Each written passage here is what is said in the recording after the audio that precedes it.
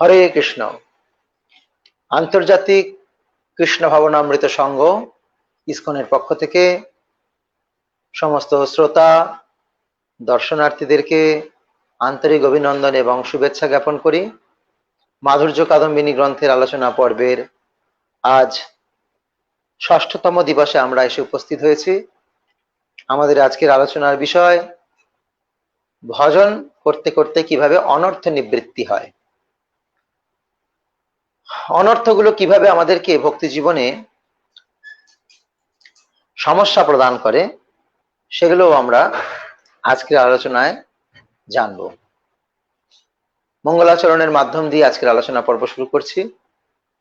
ওম অজ্ঞানতিমিরন্ধস্য জ্ঞানাঞ্জন শলাকয়া চক্ষুরুন্মিলিতং যেন তস্मै শ্রী গুরবে নমঃ।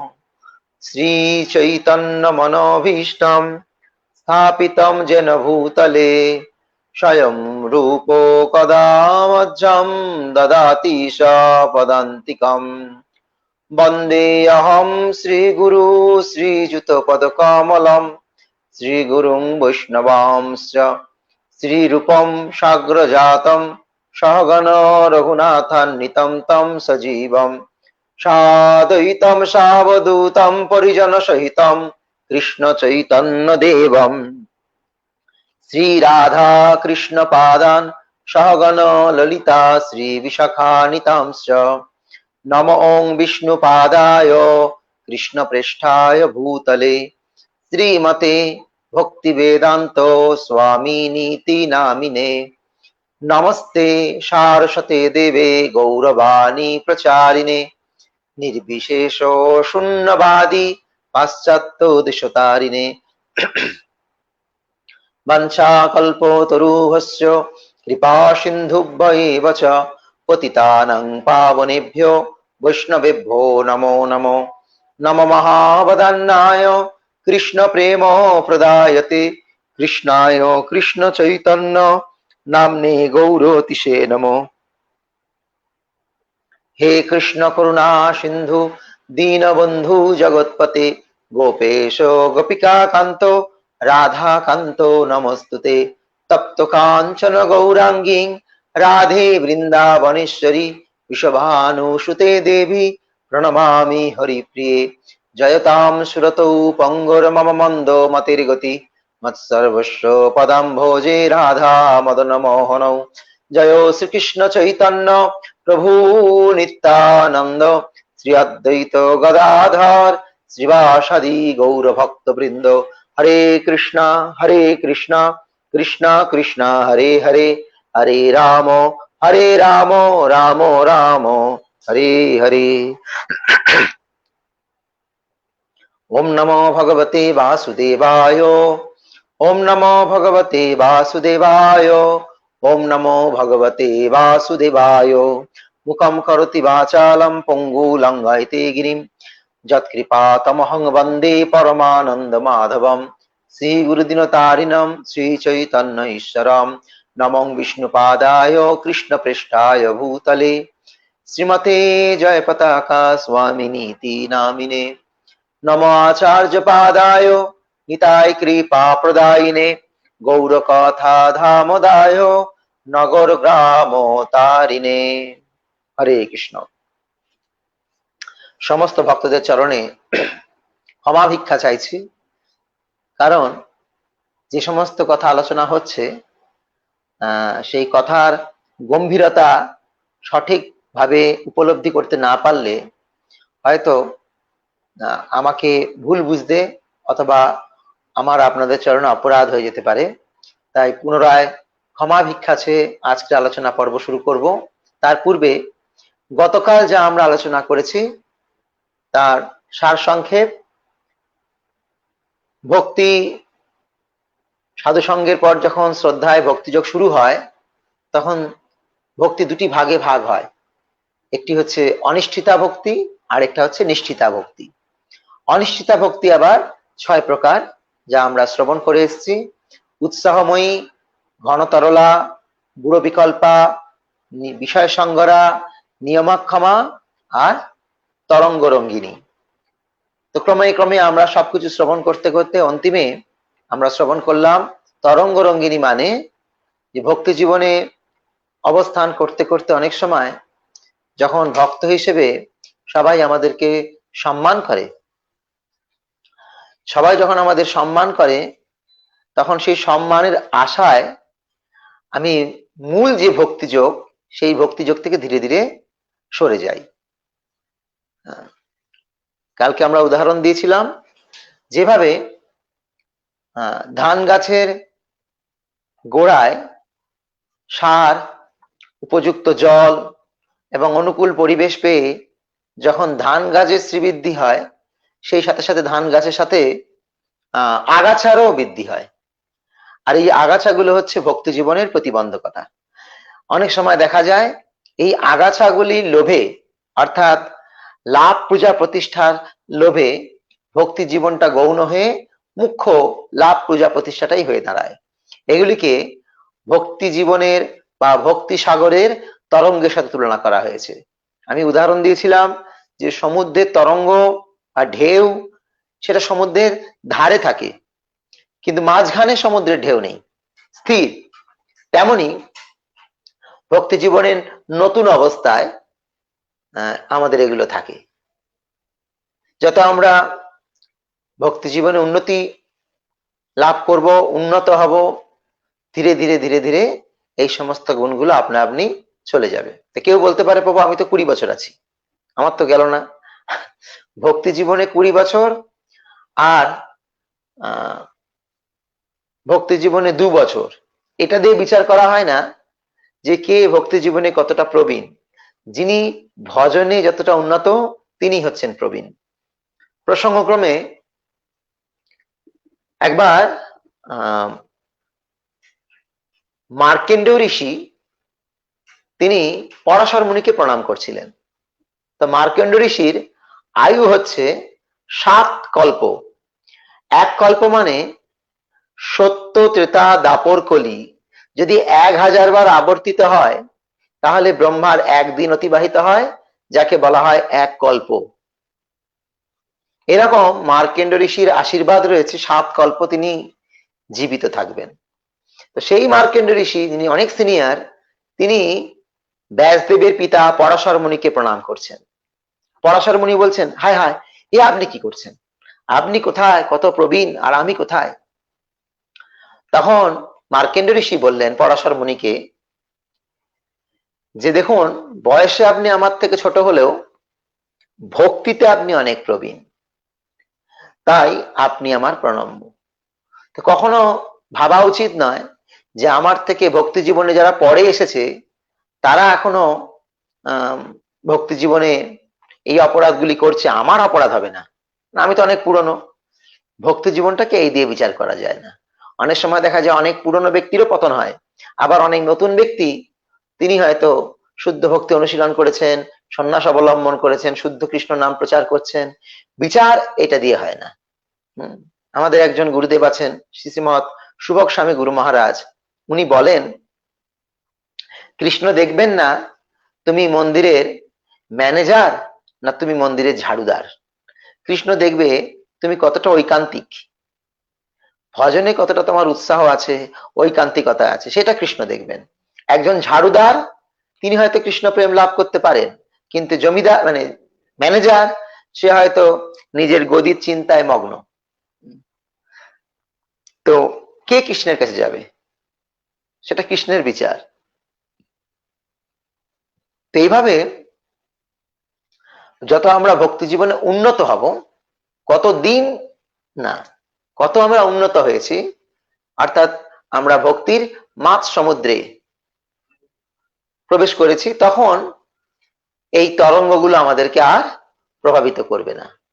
এই লাভ পূজার প্রতিষ্ঠা যে আকাঙ্ক্ষা সেটা আমাদের তখন আর থাকবে না, ধীরে ধীরে সেগুলো নষ্ট হয়ে যাবে। তো আজকে আমরা অনর্থ নিবৃত্তি স্তরে উপনীত হব, তৃতীয় বৃষ্টি। তা বলা হয়েছে ভজন ক্রিয়ার পর অনর্থ নিবৃত্তি হয়। আমরা আবার সেই ক্রমটাকে একটু মনে করি। সাধু সঙ্গ, শ্রদ্ধা, সাধুসঙ্গ, ভজন ক্রিয়া, অনর্থ নিবৃত্তি, নিষ্ঠা, রুচি, আসক্তি, ভাব, প্রেম। কটা স্তর? 9টা। শ্রদ্ধা, শ্রদ্ধা থেকে সাধুসঙ্গ হবে, সাধুসঙ্গ হলেই ভজন আরম্ভ হবে। ভজন মানে গান নয়, কিন্তু অনেকে মনে করে ভজন ভজন মানে গান গাওয়া, গজল, ভজন। এখানে ভজন মানে গান নয়, এখানে ভজন মানে হচ্ছে ভক্তিযোগের আরাধনা। তাকে বলা হয় ভজন বা ভজনা, ভজ ধাতু থেকে এসছে। হ্যাঁ, তো সেই ভজন হবে। ভজন করতে করতে কি হবে? যত ভজনে উন্নত হবে তত অনর্থগুলো নিবৃত্তি হবে। অনর্থ শব্দের গোদা বাংলা হচ্ছে অপ্রয়োজনীয় জিনিসের প্রতি আসক্তি, তখন দূর হয়ে যাবে। আমাদের মনের মধ্যে অনেক অনর্থ আছে, যেগুলোর দরকার নেই সেগুলো আমরা মনের মধ্যে জমিয়ে রেখেছি। তো সেই অনর্থ নিবৃত্তি হবে। যখন অনর্থ নিবৃত্তি হবে তখন কি হবে না, হরি নামে ভজন সাধনে নিষ্ঠা জন্মাবে। আমরা মনে পড়ছে হয়তো আপনাদের, আমি একটা উদাহরণ দিয়েছিলাম যে লোহা স্বাভাবিকভাবে চুম্বকের দ্বারা আকর্ষিত হয়, কিন্তু সেই লোহার উপর যখন র্যাশ পড়ে যায়, অর্থাৎ মরচে পড়ে যায়, তখন লোহা চুম্বক পাশাপাশি থাকলেও লোহা চুম্বকের দ্বারা আকর্ষিত হয় না। ঠিক তেমনি ভক্তি জীবনে যতদিন আমাদের অনর্থ রয়েছে ততক্ষণ আমরা হরি নামে রুচি পাবো না, অথবা হয়তো হরি নাম করছি, কৃষ্ণ প্রেম লাভ করতে পারবো না। এই অনর্থ ভাব স্তর পর্যন্ত থেকে যায়, অল্প অল্প হলেও থেকে যায়। যেমন আমরা দেখেছি ভাগবতে ভরত মহারাজ জীবনীতে। ভরত মহারাজ যিনি ছিলেন ঋষভদেবের পুত্র, ঋষভদেব ভগবানের অবতার, সেই ঋষভদেবের পুত্র হচ্ছেন ভরত মহারাজ। তিনি সমস্ত রাজকার্য পরিত্যাগ করে পুত্রদের হাতে রাজ্যভার সমর্পণ করে তিনি চলে গেলেন গণ্ডকী নদীর তীরে পুলস্থ ঋষির আশ্রমে। সেখানে গিয়ে ভজন শুরু করলেন। কিন্তু একসময় তিনি একটি হরিণের প্রতি, হরিণ শিশুর প্রতি এত আসক্ত হয়ে পড়লেন যে মৃত্যুর সময় সে হরিণের চিন্তা করতে করতে মৃত্যুবরণ করলো, এবং পরবর্তী জীবনে সেই ভরত মহারাজকে হরিণ দেহ লাভ করতে হয়েছিল। অর্থাৎ ভাব স্তরে গিয়েও অনর্থ রয়েছে। হ্যাঁ, আমরা আগে পড়েছি যে ক্লেশকে 5 ভাগে ভাগ করা হয়েছে: অবিদ্যা, অস্মিতা, রাগ, দেশ আর অভিনিবেশ। তার মধ্যে অবিদ্যার আবার 3টে ভাগ। কি কি সেটা? একটা হচ্ছে জড় বস্তুতে চিন্ময় জ্ঞান, অনাত্মাতে আত্মা জ্ঞান, অনিত্য বস্তুতে নিত্য বুদ্ধি, এটা হচ্ছে অবিদ্যা। তেমনি ভরত মহারাজ ভাব স্তরে গিয়েও ওই অনিত্য বস্তুতে বা জড়ে চিন্ময় জ্ঞান করে ফেললেন, ভুল হয়ে গেল তার। সব ত্যাগ করে তিনি চলে গেলেন, কিন্তু ওইখানে গিয়ে আটকে গেলেন। তো এইভাবে অনর্থ আমাদেরকে ভক্তি জীবনে প্রতিবন্ধকতা সৃষ্টি করে দাঁড়ায়। এখন এই অনর্থ 4 ভাবে আসে, 4টে জিনিস থেকে অনর্থ আসে। বলা হয়েছে দুষ্কৃতুক্ত অনর্থ, সুকৃতুক্ত অনর্থ, অপরাধ উক্ত অনর্থ আর ভক্তিতুক্ত অনর্থ। দুষ্কৃতুক্ত আর সুকৃতুক্ত অনর্থ কিরকম না, আগের জীবনে কিছু খারাপ কাজ করেছি, তার ফলে মানে অপকর্ম করেছি, পুণ্য অর্জন করিনি, তার ফলে এই জীবনে জন্মগ্রহণ করেও আমি ভক্তি জীবন অনুশীলন করার হাজার প্রয়াস করলেও পেরে উঠছি না, পিছনে যেন কেউ টানছে। এটাকে বলা হয় দুষ্কৃতুক্ত অনর্থ। অর্থাৎ পূর্ব জীবনে দুষ্কৃতিজাত কর্মের ফল এই জীবনে ভক্তি জীবনে এসেও আমাকে ভোগ করতে হচ্ছে। অনেকে বলেন যে প্রভু, ভক্তি জীবনে এসছি, সাধু সঙ্গ করছি, চেষ্টাও করছি নিজেকে সংরক্ষিত করার, কিন্তু কেউ যেন আমাকে জোর করে টেনে নিয়ে যাচ্ছে। খারাপের দিকে। তো সেটা তার পূর্ব জীবনের কিছু কর্মফল। দেখবেন জ্যোতিষীরা বলে, যারা জ্যোতির্বিদ তারা বলেন যে এর কিছু অনর্থ রয়েছে এবং সেটা এতদিন রয়েছে, একটা সময়ের ব্যবধান দিয়ে দেয়। এই বয়স থেকে এই বয়স সে যা কিছু করবে কোনো কিছুতেই সে সফল হতে পারবে না। তার কারণ কি? তার পূর্বকৃত জীবনের যে কর্মফল তাকে ভোগ করতে হচ্ছে। বাংলায় কথা আছে, পাপ করেছো রাশি রাশি, ভুগবে কি আর মাসি পিসি। প্রতিটা জীবনে, বিশেষ করে মানুষের জীবনে তার যে সমস্ত পাপ কর্ম হয়েছে তার ফল তাকে ভোগ করতে হবে। যার যেমন পাপ তার তেমন কর্মফলের পরিধি, ভোগ করতেই হবে, ছাড় নেই। এইভাবে দুষ্কৃতোক্ত অনর্থ আমাদের জীবনে বাধা সৃষ্টি করে। এরপর সুকৃতোক্ত অনর্থ। সুকৃতোক্ত অনর্থ কি? আগের জীবনে কিছু ভালো পুণ্য করেছে, সেই রকম দেহ পেয়েছে, পুণ্যর ফলে উচ্চশিক্ষা, উচ্চ কুলে জন্ম, সুন্দর রূপ এগুলো পেয়েছে। আর এগুলো পেয়ে সে ভজন সাধন না করে কি করছে না, ভোগে প্রবৃত্ত হয়ে যাচ্ছে, ভোগের প্রতি তার লালসা বৃদ্ধি পাচ্ছে।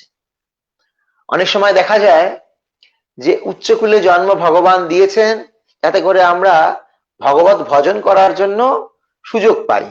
ভগবান আমাকে একটা চান্স দিয়েছেন, উচ্চকুলে জন্ম, ব্রাহ্মণ পরিবারে ধরুন জন্ম হয়েছে, যাতে আমি জন্ম থেকে আমি ভগবত আরাধনা করার সুযোগ পাই। তারপরে ধনী পরিবারে জন্ম দিয়েছে যাতে করে আমরা ভগবত ভজনের সুযোগ পাই।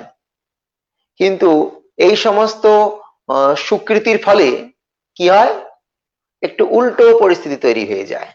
আমরা বিচার করে দেখি, গরিব লোক তারা যতটা কৃষ্ণের পাদপদ্মে, বা মধ্যবিত্ত স্তরের লোক তারা যেভাবে কৃষ্ণের পাদপদ্মে নিজেকে সমর্পণ করতে পারে, উচ্চবিত্তশালী লোকেরা হয়তো ভগবানকে প্রণাম করে, বৈষ্ণব সেবা দেয়, কিন্তু হরিনাম করব, ভাগবত পড়ব, এগুলো তাদের অনীহা। তারপরে উচ্চকুলে জন্ম, বিচার করলে দেখা যায় চ্যাটার্জি, ব্যানার্জি, গাঙ্গুলি, গোস্বামী, ঘোষাল, চক্রবর্তী তুলনায় কম। কিন্তু যারা ব্রাহ্মণ কুলোদ্ভূত নয়, উচ্চ কুলোদ্ভূত নয়, লাইন দিয়ে তারা ভক্ত হচ্ছে। কয়েকদিন আগে দোল পূর্ণিমার সময়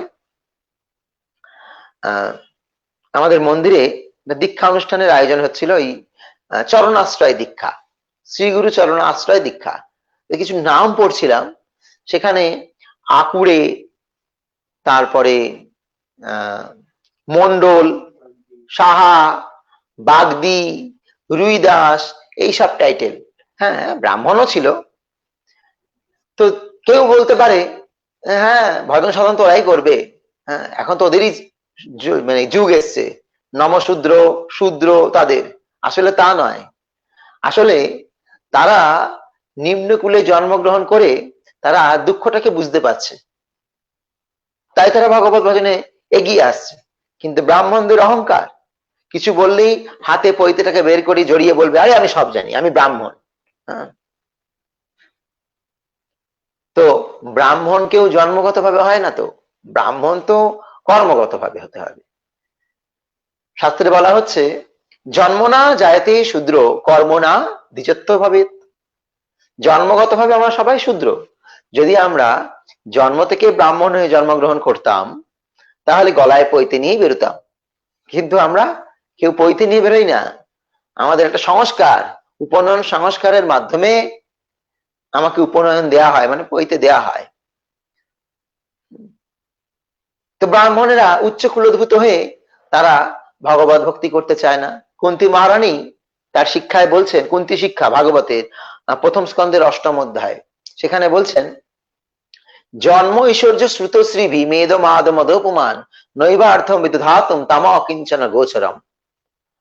যারা এই 4টে অহংকারে অহংকারী তারা নিশ্চয়ই সুকৃতিবান, সুকৃতি থেকে তাদের এইরকম সুন্দর রূপ, সুন্দর কুল, ভালো বিদ্যা এসব লাভ হয়েছে। কিন্তু সেগুলো তার ভক্তির প্রতিবন্ধক হয়ে দাঁড়িয়েছে, সেগুলো তার ভজন সাধনে বাধা সৃষ্টি করছে। এইভাবে বলা হচ্ছে যে সুকৃতিজাত অনর্থ তৈরি হয়। তাহলে দুষ্কৃতুক্ত অনর্থ বোঝা গেল, সুকৃতুক্ত অনর্থ বোঝা গেল। এরপর কি? এরপর হচ্ছে অপরাধ উক্ত অনর্থ। অপরাধ উক্ত অনর্থ হচ্ছে আমরা যে দশবিধ নাম অপরাধ করি, এই দশবিধ নাম অপরাধকে অনেক সময় আমরা গ্রাহ্য করি না, আর গ্রাহ্য না করেও অনেক সময় আমাদের অপরাধ হয়ে যায়। আমার শিক্ষাগুরু শ্রীপাদ লক্ষ্মী গোবিন্দ বাবু একবার বলছিলেন যে অনেক সময় আমরা অকারণে অনেক কিছু করি, এটা ভালোভাবে বোঝার চেষ্টা করুন, আর প্রভুপাদের নাম লাগিয়ে দিই। ধরুন কখনো কখনো ভক্তরা বিস্কিট খায়, কিন্তু এমন নয় যে বিস্কিটটা রেগুলার খাওয়া উচিত। ধরুন আপনি কোনো জায়গায় ট্রাভেলিং করছেন, সেখানে আপনার কাছে কোনো কিছু খাবার নেই, আপনি এক প্যাকেট বিস্কিট কিনে খেতে পারেন। আপনাকে তো জীবন ধারণ করতে হবে, আপনি এক প্যাকেট বিস্কিট কিনে খেতে পারেন। কিন্তু এমন নয় যে এই বিস্কিটটা আপনার রেগুলার, একজন ভক্তের জন্য রেগুলার খাওয়া বিস্কিট। আপনার ঘরে খাবার আছে, আপনি ওইটা না খেয়ে ঘরের মধ্যে বিস্কিট খাচ্ছেন, বাজার থেকে কেনা চানাচুর খাচ্ছেন।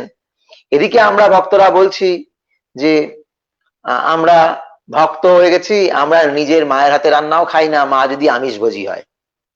হ্যাঁ, তাহলে মা যদি আমিষভোজী হয়, তাহলে মায়ের হাতে রান্না খাচ্ছি না, তাহলে যে দোকানদারটা চানাচুর বানাচ্ছে সে কি সাত্ত্বিক নিরামিষভোজী? না। তাহলে আপৎকালীন অবস্থায় আপনি বিস্কিট গ্রহণ করতে পারেন, কিন্তু রেগুলার চানাচুর খাবো, বিস্কুট খাবো, দোকানের চপ সিঙ্গাড়া কিনে খাবো, এমনটা ঠিক নয়। আপনি মনে করতে পারেন যে এতে আমার ভজন সাধন নষ্ট হবে না। এই অল্প অল্প, আমার প্রভু বলছিলেন, এরম অল্প অল্প অপরাধ হতে হতে, পুঞ্জীভূত হতে হতে একদিন বাস্ট করবে, ওটা বাস্ট করবে। সুতরাং আমরা কখনো এই অপরাধগুলিকে হালকা ভাবে যেন না আনি। যখন আমাদের মনের মধ্যে কেউ কেউ প্রশ্ন করছেন যে প্রভু আমার ভয় হয়, ভয় থাকা ভালো। যেদিনকে মনের মধ্যে থেকে ভয় জিনিসটা চলে যাবে, সেদিনকেই আমরা কি হয়ে যাব? ফেরোসাস হয়ে যাব। আমার কি হচ্ছে, আমি কি করছি না করছি, এটা আমার জ্ঞান থাকবে না। সুতরাং আমাদেরকে বোঝা উচিত যে অপরাধকে যেন আমরা ভয় পাই। তো চৈতন্য চরিতামৃতে বলা হয়েছে, যদি বৈষ্ণব অপরাধ উঠে হাতি মাথা, উপরে বা ছিন্ডি যায় শুকি যায় পাতা। পাপ আর অপরাধ।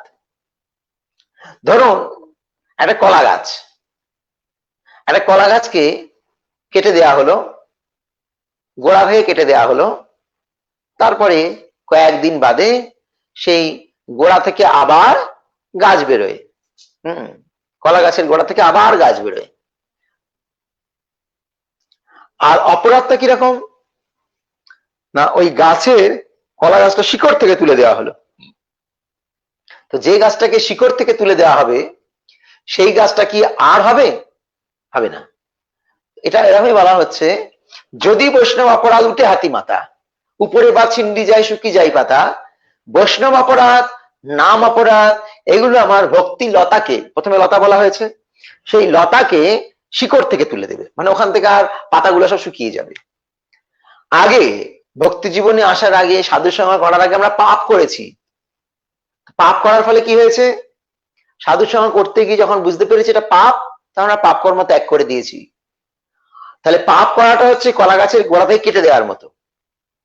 অপরাধ মানে পাপ করেছি, পাপ হয়েছে, কিন্তু আবার সাধু সঙ্গের সমস্ত পাপ থেকে মুক্ত হয়ে ওখান থেকে আবার ভক্তিরতা বেরোতে পারে। যেমন বাল্মীকি মুনি, তিনি মহাপাপী ছিলেন, রত্নাকর দস্যু ছিলেন, কিন্তু নারদ মুনির কৃপায় তিনি যখন সমস্ত পাপ কর্ম ত্যাগ করলেন, তখন তার হৃদয়ে ভক্তিলতার বীজ রোপণ হলো, আর তিনি মহামুনি, মহাত্মা বাল্মীকিতে পরিণত হলেন। তাহলে পাপের থেকে নিস্তার পাওয়া যায়, অপরাধ থেকে নিস্তার পাওয়া যায় না। তো এখন এই অপরাধ উক্ত অনর্থ সম্বন্ধে শাস্ত্রে কি বলা হচ্ছে আমরা শ্রবণ করব। অপরাধ উক্ত অনর্থ বলতে এখানে অপরাধ থেকে জাত অনর্থকেই বুঝতে হবে। অপরাধ থেকে জাত, দুষ্কৃতযুক্ত অনর্থ হচ্ছে দুর্ভাগ্য থেকে জাত, সুকৃতযুক্ত অনর্থ হচ্ছে সৌভাগ্য থেকে জাত। অর্থাৎ দুর্ভাগ্যের ফলেও অনেক সময় আমরা ভক্তি জীবন করতে গিয়েও বারবার আমার ভাগ্য খারাপ, তাই ভক্তি জীবন করতে গিয়েও বারবার আমরা পেছন দিকে টানে চলে যাই। আবার সুকৃতযুক্ত অনর্থ বলে যে সৌভাগ্যের ফলে উচ্চকুলে উচ্চ শরীর লাভ হয়েছে, উচ্চ শিক্ষা লাভ হয়েছে, কিন্তু তার ফলেও আমরা ভক্তি না করে ভোগের প্রতি লালায়িত হয়ে যায়। এটা দুটো আলাদা হয়ে গেল। তাহলে পড়ে রইল কি? অপরাধ-উক্ত অনর্থ। ভক্তি জীবনে আসার পরেও ছোটখাটো অপরাধ, হ্যাঁ, কতগুলো অপরাধ আছে ওটা আগে জেনে নিই। 10টা অপরাধ আছে। প্রথম অপরাধ কি? সব থেকে বড় অপরাধ যেটা, সেটা হচ্ছে বৈষ্ণবের নিন্দা। যে সমস্ত ভক্ত ভগবানের বাণী প্রচার করার জন্য নিজের জীবনকে সর্বতভাবে উৎসর্গ করেছেন তাদের নিন্দা করা। 2, শিব ব্রহ্মা দেবতাদেরকে ভগবানের নামের সাথে সমান অথবা তা থেকে স্বতন্ত্র বলে মনে করা। 3, শ্রী গুরুদেবের আজ্ঞার অবজ্ঞা করা। 4, বৈদিক শাস্ত্র অথবা বৈদিক শাস্ত্রের অনুগামী শাস্ত্রের নিন্দা করা। যেমন এই যে আমরা মাধুর্য কাদম্বিনী গ্রন্থটি পড়ছি, এই মাধুর্য কাদম্বিনী গ্রন্থে যা লেখা আছে, কে হয়তো মনে করে ও অতিরঞ্জিত লেখা আছে, বেশি বেশি লেখা আছে, আমাদের ভয় দেখানোর জন্য লেখা আছে। এই যে গীতা ভাগবতের সাবস্টিটিউট বই, এগুলো রেফারেন্স বুক, এগুলোকেও শাস্ত্র বলেই গণনা করা হয়েছে। তো চতুর্থ অপরাধ হচ্ছে বৈদিক শাস্ত্র এবং বৈদিক শাস্ত্রের অনুগামী শাস্ত্রের নিন্দা করা। 5, হরে কৃষ্ণ মহামন্ত্র উচ্চারণ করাকে কাল্পনিক বলে মনে করা। এই হরে কৃষ্ণ তো এটা এই সাধারণ কোন একটা মন্ত্র, এরকম। 6, ভগবানের নামে অর্থবাদ আরোপ করা। 7, নাম বলে পাপ আচরণ, এটা খুব ভয়ঙ্কর পাপ, সেটা থেকে আলোচনা হবে। 7 নম্বর পাপটা থেকে, অপরাধটা থেকে, নাম বলে পাপ আচরণ। 8, হরে কৃষ্ণ মহামন্ত্র উচ্চারণ করাকে বৈদিক কর্মকাণ্ডে বর্ণিত পুণ্য কর্ম বলে মনে করা। তা আমরা এখন এই কোভিড পেশেন্টদের বাড়ি বাড়ি প্রসাদ পৌঁছে দিচ্ছি, তো এত ফোন আসছে যে কখন জব করব, কখন ফোন অ্যাটেন্ড করব, সময় হয়ে উঠছে না। তাই কালকে একটা ব্যক্তি এসেছিল কিছু দান দক্ষিণা করতে, তো বলছে প্রভু অনেকক্ষণ ধরে আপনাকে ফোন করছি, আপনি ফোন তুলছিলেন না। এবার মাতাজি ফোন তুলবো কি, এত ফোন আসছে, জব করার সময় পাচ্ছি না। তাতে উনি উত্তর দিচ্ছেন যে আপনারা যা করছেন কোটি কোটি জপের সমান। আপনারা যা করছেন মানে দান করছেন, কোভিড পেশেন্টদের খাওয়াচ্ছেন, কোটি কোটি নাম জপের সমান। এটা ভুল। হরে কৃষ্ণ মহামন্ত্র জপ আর সমাজ সেবা দুটো এক নয়। আমাদের কখনো ওই লোভে পর্যবেসিত হওয়া উচিত নয় যে বাহ সমাজে বেশ আমার নাম হচ্ছে, তো সবাই আমাকে থ্যাঙ্কস জানাচ্ছে, সবাই আমাকে প্রণাম জানাচ্ছে, এটাই থাক, জব বন্ধ। আরে জব তো করলে আবার তো যখন কোভিড চলে যাবে আবার জব করব, সর্বনাশ। তার মানে কি বলেছিলাম, ওই তরঙ্গ রঙ্গিনীর মতো হবে। অর্থাৎ ভক্তি সাগরে ঢেউ উঠেছে। কিসের ঢেউ? প্রতিষ্ঠার ঢেউ উঠেছে। এখন লোকে আমাকে সম্মান করবে, তখন ভক্তিটা আস্তে আস্তে আস্তে আস্তে সরে যাবে। এইটা যেন না হয়, তো কখনো আমাদের মনে করা উচিত নয় যে হরে কৃষ্ণ মহামন্ত্র জপ করা আর পুণ্য কর্ম করা এগুলো সব এক না, এগুলো এক না। পুণ্য কর্মের ফল হচ্ছে ক্ষণস্থায়ী, আর হরিনামের ফল হচ্ছে নিত্য। তো পুণ্য কর্ম আর হরিনাম সমপর্যায়ভুক্ত নয়, কখনো মনে করা উচিত নয়। তো যারা মনে করে, তারা বলছে যে আপনারা যা করছেন কোটি কোটি জপের সমান, ওইটাই হয়ে গেল অপরাধ। ওটা 8 নম্বর অপরাধ। 9 নম্বর অপরাধ অশ্রদ্ধালু ব্যক্তিকে ভগবানের দিব্য নামের মহিমা প্রচার করা। আর 10 নম্বর অপরাধ ভগবানের নামের অগাধ মহিমা শ্রবণ করা সত্ত্বেও বিষয় আসক্তি বজায় রাখা। এই হচ্ছে 10টা অপরাধ। তো এখন আমরা 7 নম্বর অপরাধ থেকে আলোচনা করব। 7 নম্বর অপরাধকে বলা হয়েছে সুযোগ নিয়ে কেউ যদি সেবা অপরাধ করতে থাকে তাহলে তা নাম অপরাধে পরিণত হবে এবং সেই অনর্থ তার গতিকে রোধ করবে। বলা হয়েছে ভগবানের সেবায় 64 প্রকার অপরাধ আছে। কোথাও কোথাও 32 প্রকার বলা হয়েছে, কোথাও 64 প্রকার বলা হয়েছে। যেমন ভগবানের অর্চন করতে করতে জোরে কথা না বলা, জোরে কথা বলা এটা অপরাধ। ভগবানের অর্চন করতে করতে শৃঙ্গার করতে করতে কেবল ভগবানের গুণমহিমা কীর্তন করা যেতে পারে। অন্য কারো স্তুতি, অন্য কারো নিন্দা বা জাগতিক কথাবার্তা বলা ভগবানের অর্চনের সময় চলবে না। ভগবানের অর্চনকালে ঊর্ধ্ববায়ু অধবায়ু ত্যাগ করা চলবে না। ভগবানের সামনে জিহ্বন তোলা, জিহ্বন মানে হাই তোলা চলবে না। ঘর্মাক্ত কলেবরে ভগবানের সেবা করা চলবে না। অসুচি অবস্থায় ভগবত সেবা চলবে না। ভগবানকে নিবেদন করা ছাড়া কোনো বস্তু গ্রহণ করা যাবে না। ভগবানকে অশোধিত পুষ্প দেয়া যাবে না। অধৌত তুলসী অর্পণ করা যাবে না। ভগবানের সামনে পা ছড়িয়ে বসা যাবে না। যে সময় যে ফুল এবং যে ফল, সেই ফুল এবং ফল ভগবানকে নিবেদন করতে অনীহা প্রকাশ করা উচিত নয়। এইরকম অনেক অপরাধ আছে, অনেক।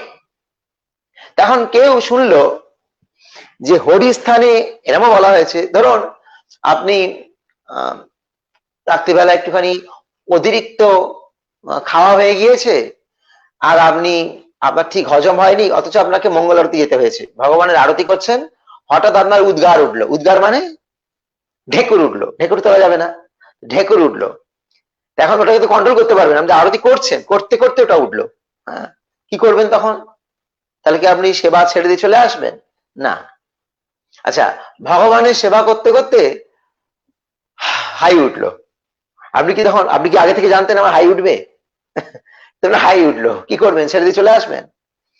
আচ্ছা, গ্রীষ্মকাল, এসি নেই, ভগবানের অল্টারে এসি নেই, আপনি ভগবানকে সেবা করতে করতে ঘেমে গিয়েছেন, তাহলে কি আপনি ভগবানের সেবা ছেড়ে দিয়ে চলে আসবেন? না। তো আচার্যগণ গানে লিখেছেন, হরি স্থানে অপরাধে তারে হরিনাম।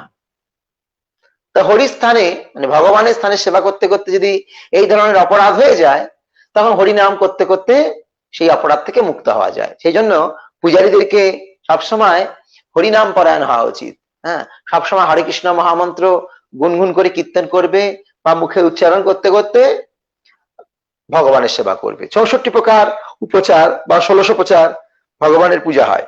16 পূজার সময় এক একটা মন্ত্র বলবে, সেই মন্ত্রের সাথে হরে কৃষ্ণ মহামন্ত্র বলবে। কেন? মন্ত্রের শুদ্ধিকরণ নাও হতে পারে, আমরা উপচারের মধ্যে ভুল থাকতে পারে, কিন্তু হরিনামে ভুল নেই। তাই হরিনাম দিয়ে সেই মন্ত্র উচ্চারণ করে হরিনাম বলে অর্পণ করা। হরিনাম করলে সব অপরাধ ভগবান ক্ষমা করে দেবে। হরিস্থানে অপরাধ তারে হরিনাম। এখন কেউ মনে করলো যে ও তাহলে আমি ইচ্ছাকৃত এগুলো করবো আর হরিনামও করবো, তাহলে আমার কি হবে? হ্যাঁ, আমি অল্টারের মধ্যে মানে মন্দিরের মধ্যে, গর্ভ মন্দিরে কোন ভক্ত নিয়ে নিন্দা করলাম, সমালোচনা করলাম, জোরে জোরে কথা বললাম, অট্টহাস্য করলাম, আর মনে পড়ে গেল যে হরে কৃষ্ণ মহামন্ত্র বললেই তো সব পাপ ক্ষমা হয়ে যাবে, ঠিক আছে, লাস্টে হরে কৃষ্ণ কৃষ্ণ কৃষ্ণ হরে হরে, হরে রাম রাম রাম হরে হরে, এরকম করে ফেললো। তাহলে কি সে পাপ থেকে মুক্ত হবে, অপরাধ থেকে মুক্ত হবে? কখনোই না। সেটাই বলা হয়েছে এখানে, নাম্ন বলা যশহি পাপ বুদ্ধি রীতি। জেনে শুনে পাপ কর্ম করছে, অপরাধ করছে, আর ভাবছে যে হরিনাম করলেই ক্ষয় হয়ে যাবে, তাহলে সেই হরিনাম তার অপরাধ তো ক্ষয় করবেই না, বরঞ্চ তার নাম অপরাধ হয়ে যাবে।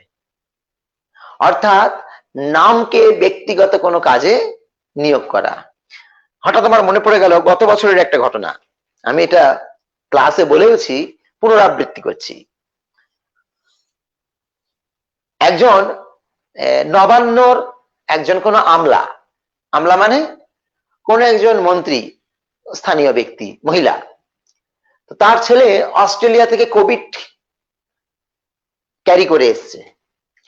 কোভিড ক্যারি করে আসার পর তার মা জানতে পারলো আমার ছেলের কোভিড হয়েছে, অথচ ছেলে বায়না করছে আমি মলে যাব। আর ছেলেটির বাবা কোন এক জায়গার ডাক্তার, তাহলে ডাক্তার, বাবা ডাক্তার, মা আমলা, মানে মন্ত্রী, তাদের তো আরো বেশি সচেতন হওয়া উচিত যে যদি আমার ছেলে এরকম করে আমি সমাজকে কিভাবে শেখাবো। আমার তো নিজেকে কন্ট্রোল করা উচিত, ছেলে কন্ট্রোল করা উচিত।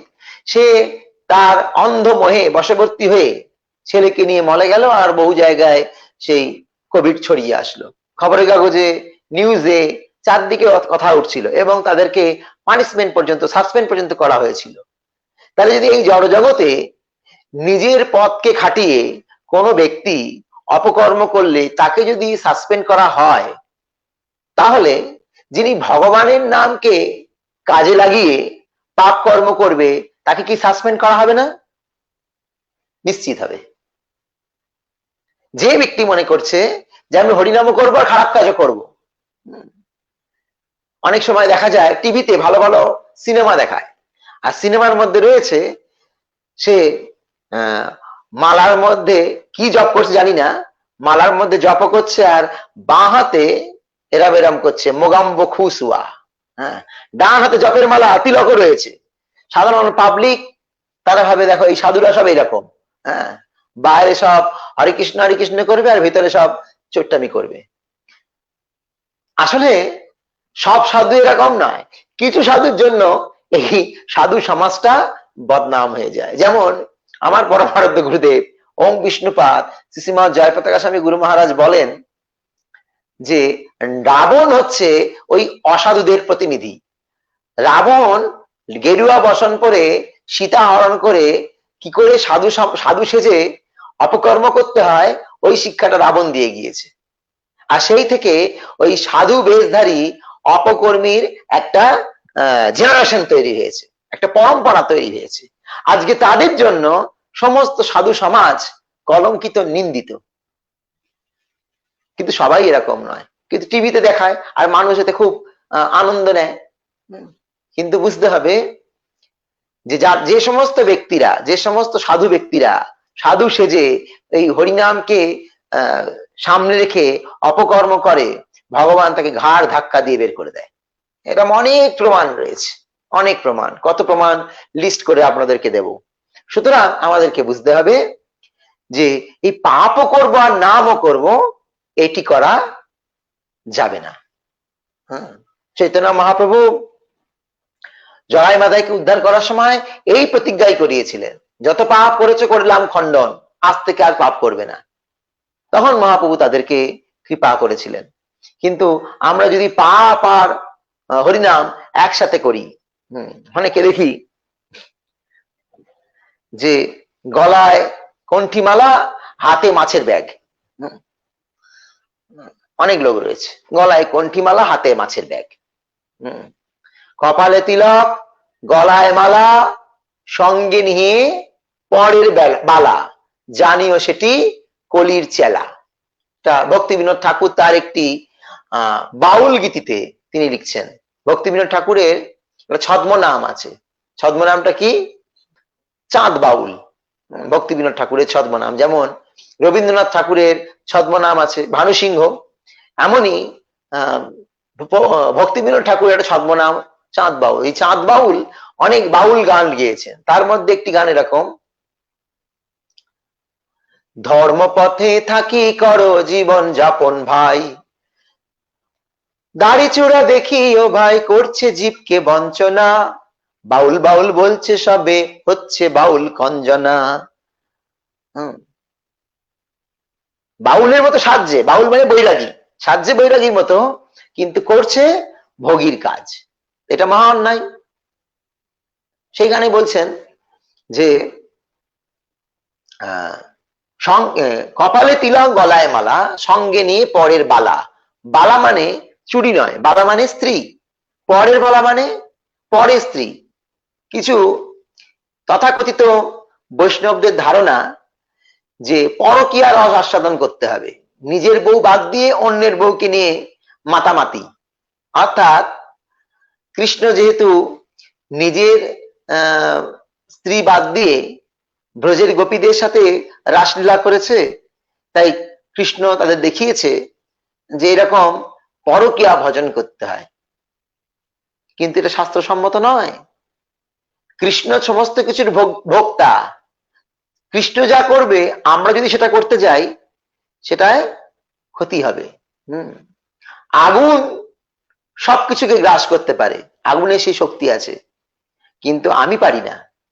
সেই বিবেচনা করে কখনো মনে করা উচিত নয় যে আমি নাম করব, তিলক পরবো, মালা নেবো আর পাপ কর্ম করব। অনেক লোক আমাদেরকে বলে যে প্রভুজি অনেক দিন তো আপনাদের সাথে যুক্ত আছি, তাহলে এবার কণ্ঠীমালা পড়ি। আমরা বলি হ্যাঁ পড়ুন, অসুবিধা নেই। সে যখন দোকানে মালাটা কিনতে যায়, তারপরে তার কাছে গিয়ে জিজ্ঞেস করা হয় কালকে চা খেয়েছিলেন? বলছে হ্যাঁ প্রভু কালকে চা খেয়েছি। আজকে সকালে?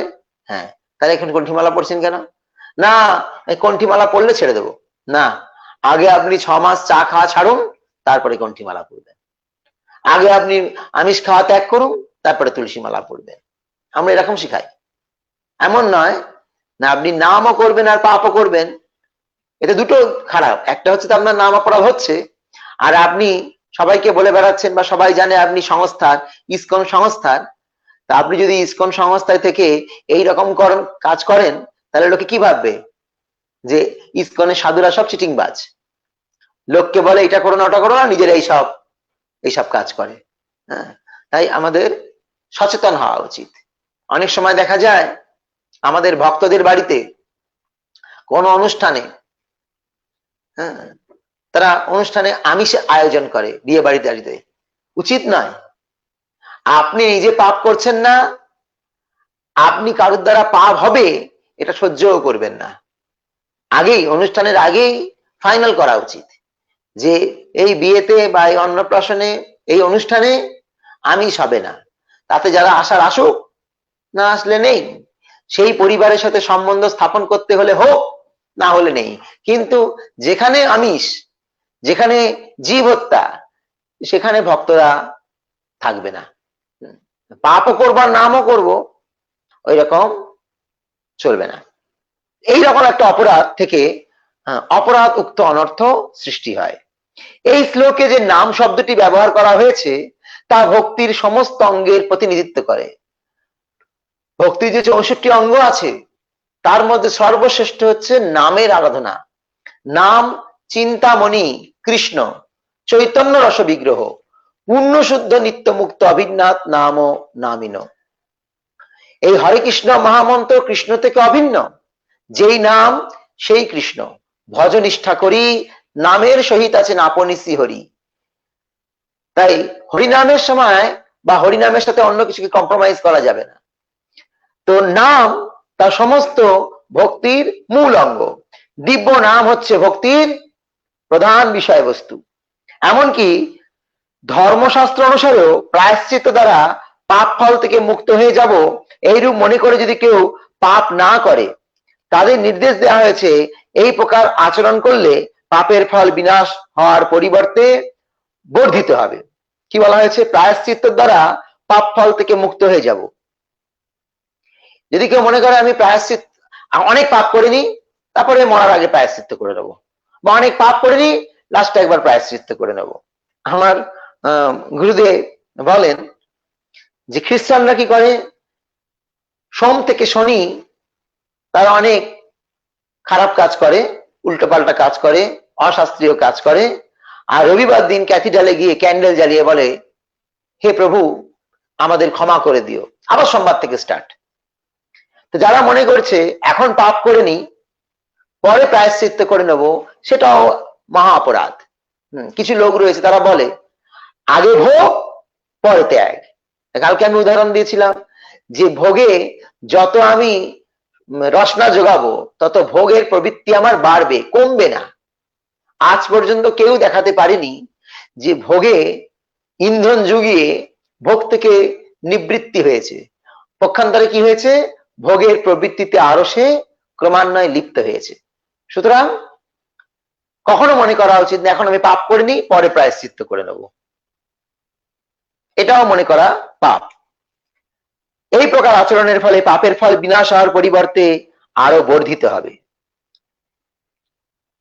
হে উদ্ধব, যেহেতু এই ভক্তিযুগের পন্থা আমি নিজে প্রতিষ্ঠা করেছি, তাই এটি দিব্য এবং সমস্ত প্রকার জড় উদ্দেশ্য থেকে মুক্ত। এই পথ যে ভক্ত গ্রহণ করে তার অনুমাত্রও ধ্বংস হয় না। কৃষ্ণ বলছেন উদ্ধবকে যে এই যে ভক্তির পথ, এ আমার থেকে এসছে, তাই এটা পরম পবিত্র এবং নিত্য। যে ব্যক্তি এই ভক্তির পথ অবলম্বন করে তার কখনো ধ্বংস হয় না। আরো বলা হয়েছে যে এই যে ভক্তির পথ, যে অন্ধ কেবল যদি এই ভক্তির পথকে শ্রবণ করে এই ভক্তির পথ অবলম্বন করে এগিয়ে চলে, তাতেও সেই ভবসাগর পার হতে পারবে। কি বলা হয়েছে? হে মহারাজ, অজ্ঞ মানবগণের অনায়াসে আত্মলাভের নিমিত্ত যে উপায় শ্রী ভগবান কর্তৃক কথিত হয়েছে তাকেই ভাগবত ধর্ম বলা হয়। যে ভাগবত ধর্মের আশ্রয়ে মানব কখনোই প্রমাদগ্রস্ত হন না। চক্ষু মুদ্রিত করে ধাবিত হলেও যে পথ হতে কখনোই পদস্খলনের বা পতনের সম্ভাবনা নেই। চোখ বুঝেও যদি কেউ এই পথে দৌড়ায়, পতন হবে না। কিন্তু যদি কেউ মনে করে আমি একটুখানি ইন্দ্রিয় তৃপ্তিও করব, আবার দৌড়ে চলে আসবো ভক্তি জীবনে, আবার যাব ইন্দ্রিয় তৃপ্তি করতে, সে কিন্তু গর্তে পড়ে যাবে। পরবর্তী বলা হচ্ছে বহুকাল পূর্বে হোক, আচ্ছা তার আগে এটা বলা হয়েছে না, কারো ইচ্ছাকৃত ভাবে অপরাধ করা উচিত নয়।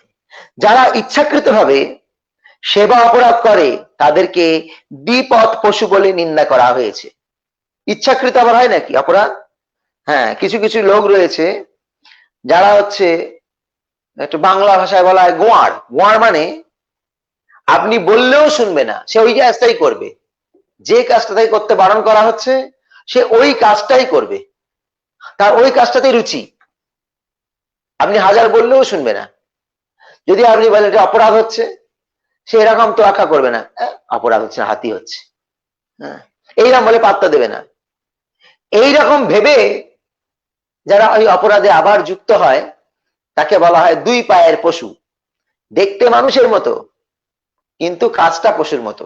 লোচন দাস ঠাকুর তার একটি গানে লিখছেন, মানুষের আকার পাইলে কি হয়, করহ ভূতের কাম, তবে না কেন হে বদন বল হে হরে কৃষ্ণ নাম।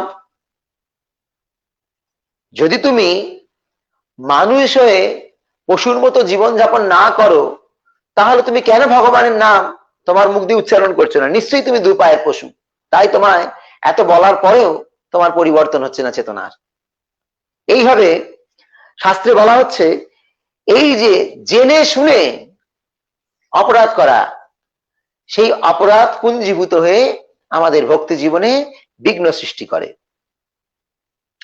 বহুকাল পূর্বে হোক অথবা অজ্ঞানতাবশত নাম অপরাধ হয়ে থাকে ও অপরাধের ফল স্বরূপ ভক্তিতে উন্নতি হচ্ছে না বলে জানা যায়, তাহলে নিরন্তর নাম করা উচিত। যা কালকে আমাদের প্রশ্ন এসেছিল, বংশীমোহন প্রভু প্রশ্ন করেছিলেন অজ্ঞাতসারে অপরাধের ফল থেকে কি করে মুক্ত হওয়া যায়। তো উত্তর কি দেওয়া হয়েছিল? অজ্ঞাতসারে অপরাধ হয়ে গেলে অতিরিক্ত জপ করে সেই অপরাধ থেকে মুক্ত হওয়া যায়। তা শাস্ত্রে লেখা আছে, দেখুন, বহুকাল পূর্বে বা বর্তমানে যদি অজ্ঞানতাবশত নাম অপরাধ হয়ে থাকে ও অপরের অপরাধের ফলস্বরূপ ভক্তিতে উন্নতি হচ্ছে না বলে জানা যায়, তাহলে নিরন্তর নাম কীর্তন করা উচিত। সেই রূপ নাম কীর্তন দ্বারা ভক্তিতে নিষ্ঠা লাভ হবে এবং এইভাবে ক্রমশ তার সকল অপরাধের উপশম হয়ে যাবে। যদি আমরা অতিরিক্ত জপ করি, নামকে আশ্রয় নিই, আমরা বুঝতেই পাচ্ছি না যে কার চরণে অপরাধ হয়েছে, অথচ অপরাধ হয়েছে, যার জন্য হরিনামে আনন্দ পাচ্ছি না, সাধু সঙ্গে মতি জন্মাচ্ছে না, তার মানে বুঝতে হবে কোন একটা কিছু অপরাধ হয়েছে, কিন্তু বুঝতে পারছি না কার চরণে অপরাধ। তখন কি করা উচিত? তখন অধিক জপে মনোনিবেশ করা উচিত। জপ করতে করতে এই অপরাধগুলো ধীরে ধীরে খণ্ডিত হবে। যদি জ্ঞাতসারে অপরাধ হয়ে থাকে তবে সেই অপরাধ দূর করার জন্য অন্য উপায় আছে, আর যদি জেনে শুনে অপরাধ হয় তাহলে আবার অন্য উপায় রয়েছে। এখন বৈষ্ণব অপরাধ ও গুরু অপরাধ বলা হয়েছে। আগেরটা কি বলা হলো? নাম বলে পাপ আচরণ। এখন বলা হচ্ছে বৈষ্ণব অপরাধ এবং গুরু অপরাধ। দশবিধ নাম অপরাধের মধ্যে প্রথম অপরাধ হচ্ছে সাধু নিন্দা। নিন্দা শব্দে দেশ বা দ্রোহ আদিকে বোঝায়। দেশ মানে তার প্রতি ঈর্ষা, তার ভালো দেখতে না পারা, হিংসা। আর দ্রোহ মানে তার বিরুদ্ধে বিদ্রোহ করা বা তাকে কি করে ডাউন করা যায় তার প্রয়াস করা। যদি অকস্মাৎ এইরূপ অপরাধ হয়ে যায় তবে সেই ব্যক্তিকে অনুতাপ করতে হবে, হায় হায় আমি কি নিকৃষ্ট পামর, আমি একজন সাধুর প্রতি অপরাধ করলাম। এইভাবে তাকে দগ্ধীভূত হতে হবে। কালকে আমি উদাহরণ দিয়েছিলাম, সব থেকে বড় প্রায়শ্চিত্ত হচ্ছে অনুশোচনা। তাকে অনুশোচনার অনলে দগ্ধীভূত হতে হবে। উদাহরণ দেওয়া হয়েছে, অগ্নিদগ্ধ ব্যক্তি অগ্নির দ্বারাই শান্তি লাভ করে থাকে। এই ন্যায় অনুসারে অনুতপ্ত হয়ে যে বৈষ্ণব চরণে প্রণাম স্তুতি ও সম্মান প্রদানের মাধ্যমে তার সন্তুষ্টি বিধান করে অপরাধে উপশম করা উচিত। আপনি যদি বুঝতে পারেন কোন ভক্তের চরণে অপরাধ হয়েছে, তখন তাকে প্রণাম করতে হবে, তার স্তুতি করতে হবে, তাকে সম্মান করতে হবে। আমি শুনেছিলাম কোন একজন বরিষ্ঠ বৈষ্ণবের মুখ থেকে, যদি আপনি কোনোদিনও কোনো বৈষ্ণবের বিরুদ্ধে নিন্দা মন্দ করেন, সমালোচনা করেন, তাহলে যে মুখ দিয়ে আপনি নিন্দা করেছেন সেই মুখ দিয়ে তার স্তুতি করতে হবে। আচ্ছা ভেবে দেখুন, যে ভক্তের আপনি নিন্দা করেছেন তার মধ্যে কি কোনো ভালো গুণ আছে না নেই? নিশ্চিত তার মধ্যে অনেক ভালো গুণ আছে, নিশ্চিত আছে। তো তার যা ভালো গুণ, সেই ভালো গুণগুলোকে আপনাকে বলতে হবে। যতগুলো আপনি তার খারাপ গুণ সমালোচনা করেছেন তার থেকে অধিক তার ভালো গুণ বলতে হবে, এবং সেটা ওই ওপরে ওপরে নয়।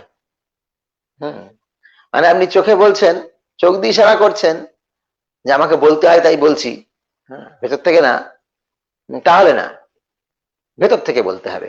অনেক সময় দেখা যায় আমাদের ভক্তদের মধ্যে দেখা যায়, বাঞ্ছা কল্পতরুভ্যশ্চ কৃপা সিন্ধুভ্যেব চ পতিতানাং পাবনেভ্য বৈষ্ণবেভ্যো নমঃ প্রণাম করলো, তারপরেই পান থেকে চুন খসলো ওই বৈষ্ণবের একদম গোষ্ঠী ষষ্ঠী পূজা করে দিল। এরকম না, যাকে আমি প্রণাম করছি তাকে হৃদয় দিয়ে সম্মান করব। চৈতন্য ভাগবতের শ্লোক রয়েছে যে ডান হাতে প্রণাম করে আর বাঁ হাতে ঢিল মারে কপালে। ডান হাতে চরণ পাখালে আর বাম হাতে ঢিল মারে কপালে। এক হাত দিয়ে প্রণাম করছে আর এক হাতে তাকে অত্যাচার করছে, এরকম না। অর্থাৎ সেটা ভেতর থেকে আসবে। হ্যাঁ, আর কেউ বুঝতে পারুক না পারুক, ভগবান তো জানেন যে আপনার ভেতরটার বাইরেটা দুটো আলাদা। ভগবান ক্ষমা করবে না কিন্তু। তাই কোনো ভক্তের কাছে ক্ষমা চাইতে গেলে আন্তরিকভাবে ক্ষমা চাইতে হয়। যেহেতু আমাদের মধ্যে এই আন্তরিক ক্ষমা চাওয়ার ভাবটা নেই, তাই ক্ষমা চাওয়ার পরে আমরা তার প্রতি আবার অপরাধ করি। অনেক সময় বৈষ্ণব পরম দয়ালু, ক্ষমা করতে করতে তাও তো একটা, সে তো একটা মানুষ, অনেক সময় দেয়ালে পিঠ থেকে যায়, আর অপরাধ জায়গা থাকে, মানে ক্ষমা করার জায়গা থাকে না, আপনি অপরাধ করেই যাচ্ছেন।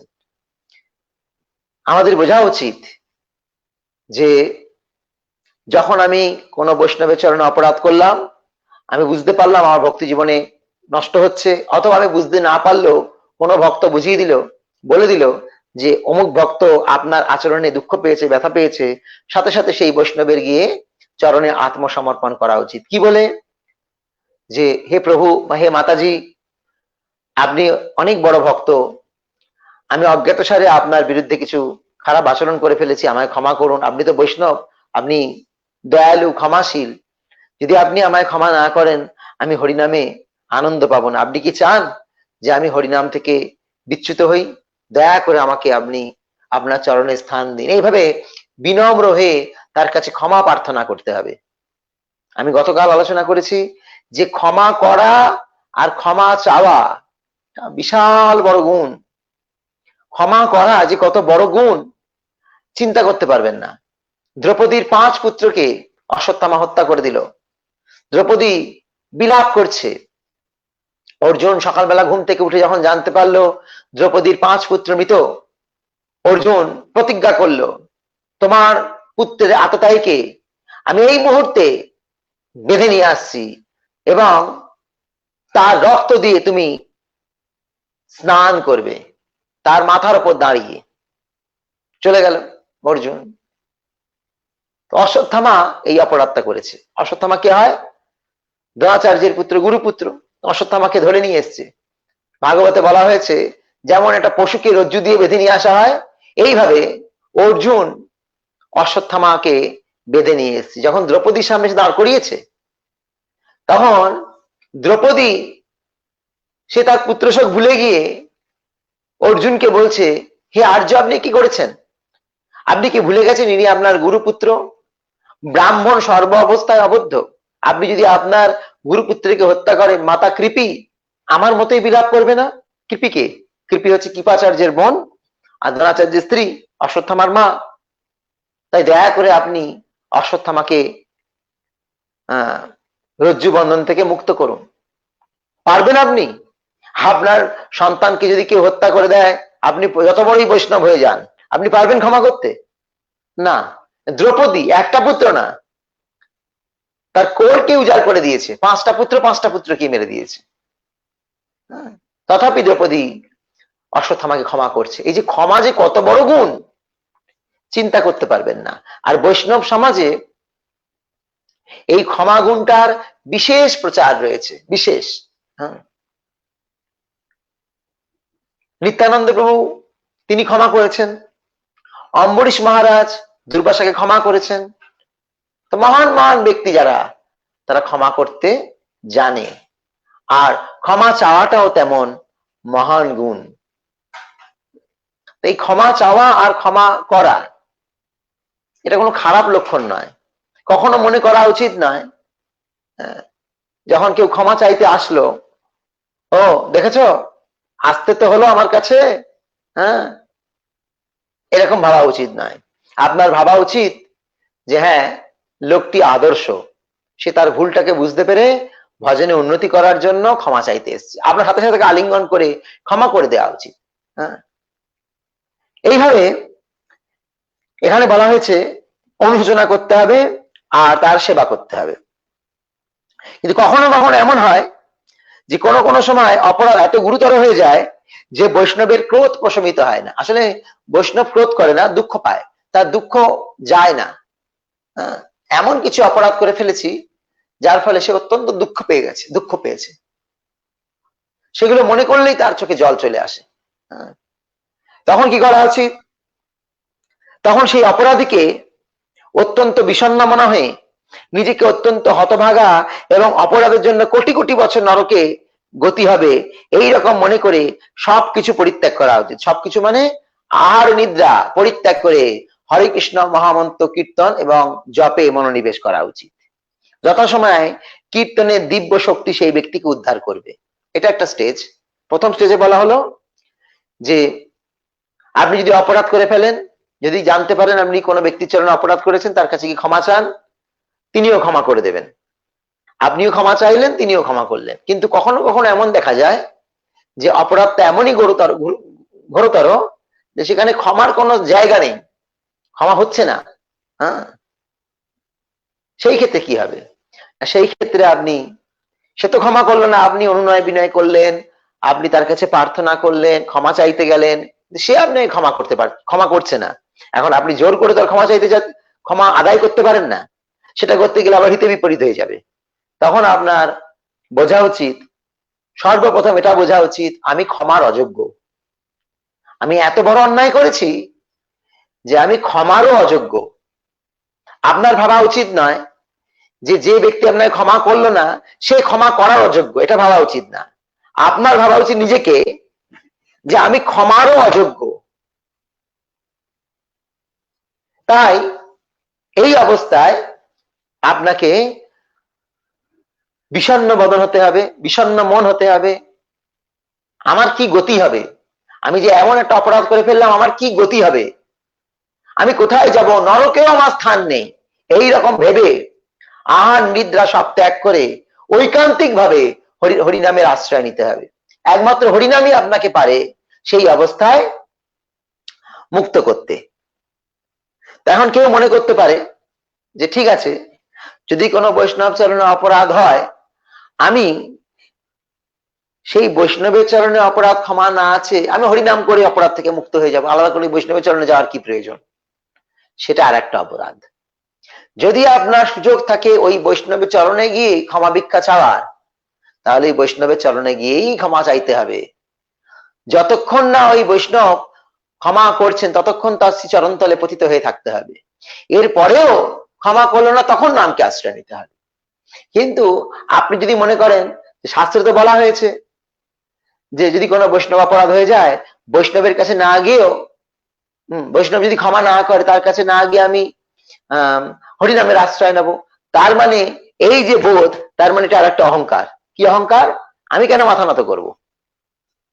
আমি মাথা নত করব না, হরিনাম করে আমি শুদ্ধ হয়ে যাব, কিন্তু ওনার কাছে মাথা নত করব না। এটা বৈদিক বা বৈষ্ণবীয় সিদ্ধান্ত নয়, এটা বৈষ্ণবীয় সিদ্ধান্ত নয়। শ্রীমৎ ভাগবতে দুটি এরকম উদাহরণ রয়েছে যে যদি কোনো বৈষ্ণবের কাছে অপরাধ ক্ষমা চাওয়ার সুযোগ থাকে, তারপরেও চাইছেন না, সেক্ষেত্রে ভগবান আপনাকে ক্ষমা করবে না। এই আজকে যেমন দ্বাদশী, এইরকম একটা দ্বাদশীর দিন অম্বরীশ মহারাজ, যিনি নববিধা ভক্তি সাধন করতেন, শ্রীমৎ ভাগবতের নবম স্কন্ধে এই অম্বরীশ মহারাজের জীবনী রয়েছে। সেই অম্বরীশ মহারাজ তিনি একাদশীর দিনকে নির্জলা ছিলেন, পরের দিন পালন করবেন। ঠিক সেই সময় দুর্বাসা মুনি তার 10,000 শিষ্য নিয়ে অম্বরীশ মহারাজের রাজসভায় উপস্থিত। অম্বরীশ মহারাজকে বললেন, আমি তোমার কাছে পালন করব, প্রসাদ গ্রহণ করব। অম্বরীশ মহারাজ খুব খুশি। দুর্বাসার মতো মুনি, শিবের অবতার, তিনি আজকে আমার গৃহে আতিথ্য গ্রহণ করেছেন। আজকে দ্বাদশীর দিন তার মতো মহান ব্রাহ্মণ পণ্ডিতকে আমি ভোজন করিয়ে আজকে আমি একাদশী ব্রত ভঙ্গ করতে পারবো, এটা আমার অহভাগ্য। ঠিক আছে, দুর্বাসা বলল, আমি স্নান সেরে আসছি। তো স্নান করতে গেছে, একটা দুটো তো না, 10,000 শিষ্য। কেউ গাত্র মর্দন করছে, কেউ ভাবছে আমি কাপড়টা একটু শুকিয়ে নি তারপর যাব, কেউ জটাকে পাকাচ্ছে, কেউ একটু আড়মোড়া ভাঙছে, কেউ ভাবছে একটুখানি পরে নামবো। আমাদের এরকম হয় না? আমরা যখন কোনো জায়গায় ট্যুর যাই, সবাইকে বলি একসাথে আসুন, একসাথে আমরা মন্ত্রপাঠ করে চান করব। এক একজনের এক এক রকমের চিন্তা ভাবনা। হ্যাঁ, আমাকে জলের মধ্যে দাঁড়িয়ে বলেই যেতে হয়, বলেই যেতে হয়, শীত করছে আমার, তাও বলতে হচ্ছে 14 বার একটা কথা। কেন? সবাই একরকম নয়। তো এই দুর্বাসার গ্রুপে যারা ছিল সবাই হয়তো একরকম নয়, তাই স্নান করে ফিরতে দেরি হচ্ছে। আর পালনের একটা সময় আছে, সেই সময়ের মধ্যে থেকে পালন করতে হবে, নইলে একাদশী শুদ্ধ ফল প্রদান করবে না। সেই পালনের সময় পেরিয়ে যাচ্ছে। অম্বরীশ মহারাজ চিন্তা করছে কি করি যায়, কি করা যায়, কি করা যায়। এই করতে করতে যখন একদম আর কয়েক মুহূর্ত বাকি আছে, তখন অম্বরীশ মহারাজ উপস্থিত সমস্ত ব্রাহ্মণ পণ্ডিতদেরকে জিজ্ঞেস করলেন যে, হে গুরুবর্গ, হে পণ্ডিতগণ, আমার এই মুহূর্তে কি করা উচিত? তখন সেই সমস্ত পণ্ডিতগণ, পুরোহিতগণ, গুরুদেবগণ তাকে আদেশ করলেন যে, দেখো, আগের দিন যেহেতু তুমি নির্জলা উপবাস করেছিলে, আজকে 1 গন্ডুস জল পান করো, তাহলে সেটা খাওয়া না খাওয়ার সমান। খাওয়া এবং না খাওয়ার সমান। যেমন আজকে প্রসঙ্গক্রমে কথাটা বলে দিই, জন্মাষ্টমীর পরের দিন শ্রীল প্রভুপাদের আবির্ভাব তিথি, তাই নয় কি? নন্দ উৎসবের দিন। তো আমরা জানি শ্রী গুরুদেবের আবির্ভাব তিথিতে অর্ধবেলা উপবাস থাকতে হয়, আর বৈষ্ণবদের আবির্ভাব তিথির ভাবে অর্ধবেলা উপবাস আছে। তো শ্রীল প্রভুপাদ তো পরম বৈষ্ণব এবং তিনি আমাদের পরম গুরু, তার আবির্ভাব তিথিতেও হাফ বেলা উপবাস থাকাটা কোনো অসুবিধা নাই। কিন্তু জন্মাষ্টমীর পালনও করতে হবে, তা নাহলে জন্মাষ্টমী নিষ্ফল চলে যাবে। কি করব? তখন এই জগন্নাথের বা মদন মোহনকে রাত্রিবেলা যে ভোগ লেগেছিল, 1 তিল প্রসাদ মুখে গ্রহণ করতে হবে, যাতে আমার জন্মাষ্টমীর পালন হয়, অথচ পরম গুরুদেবের ব্রত করার জন্য আমার উপবাস ভঙ্গ না হয়। আমরা অনেক সময় কি করি, জন্মাষ্টমীর পরের দিন সকালবেলা পেট ঠেসে খেয়ে নি, তারপর আবার উপবাস শুরু।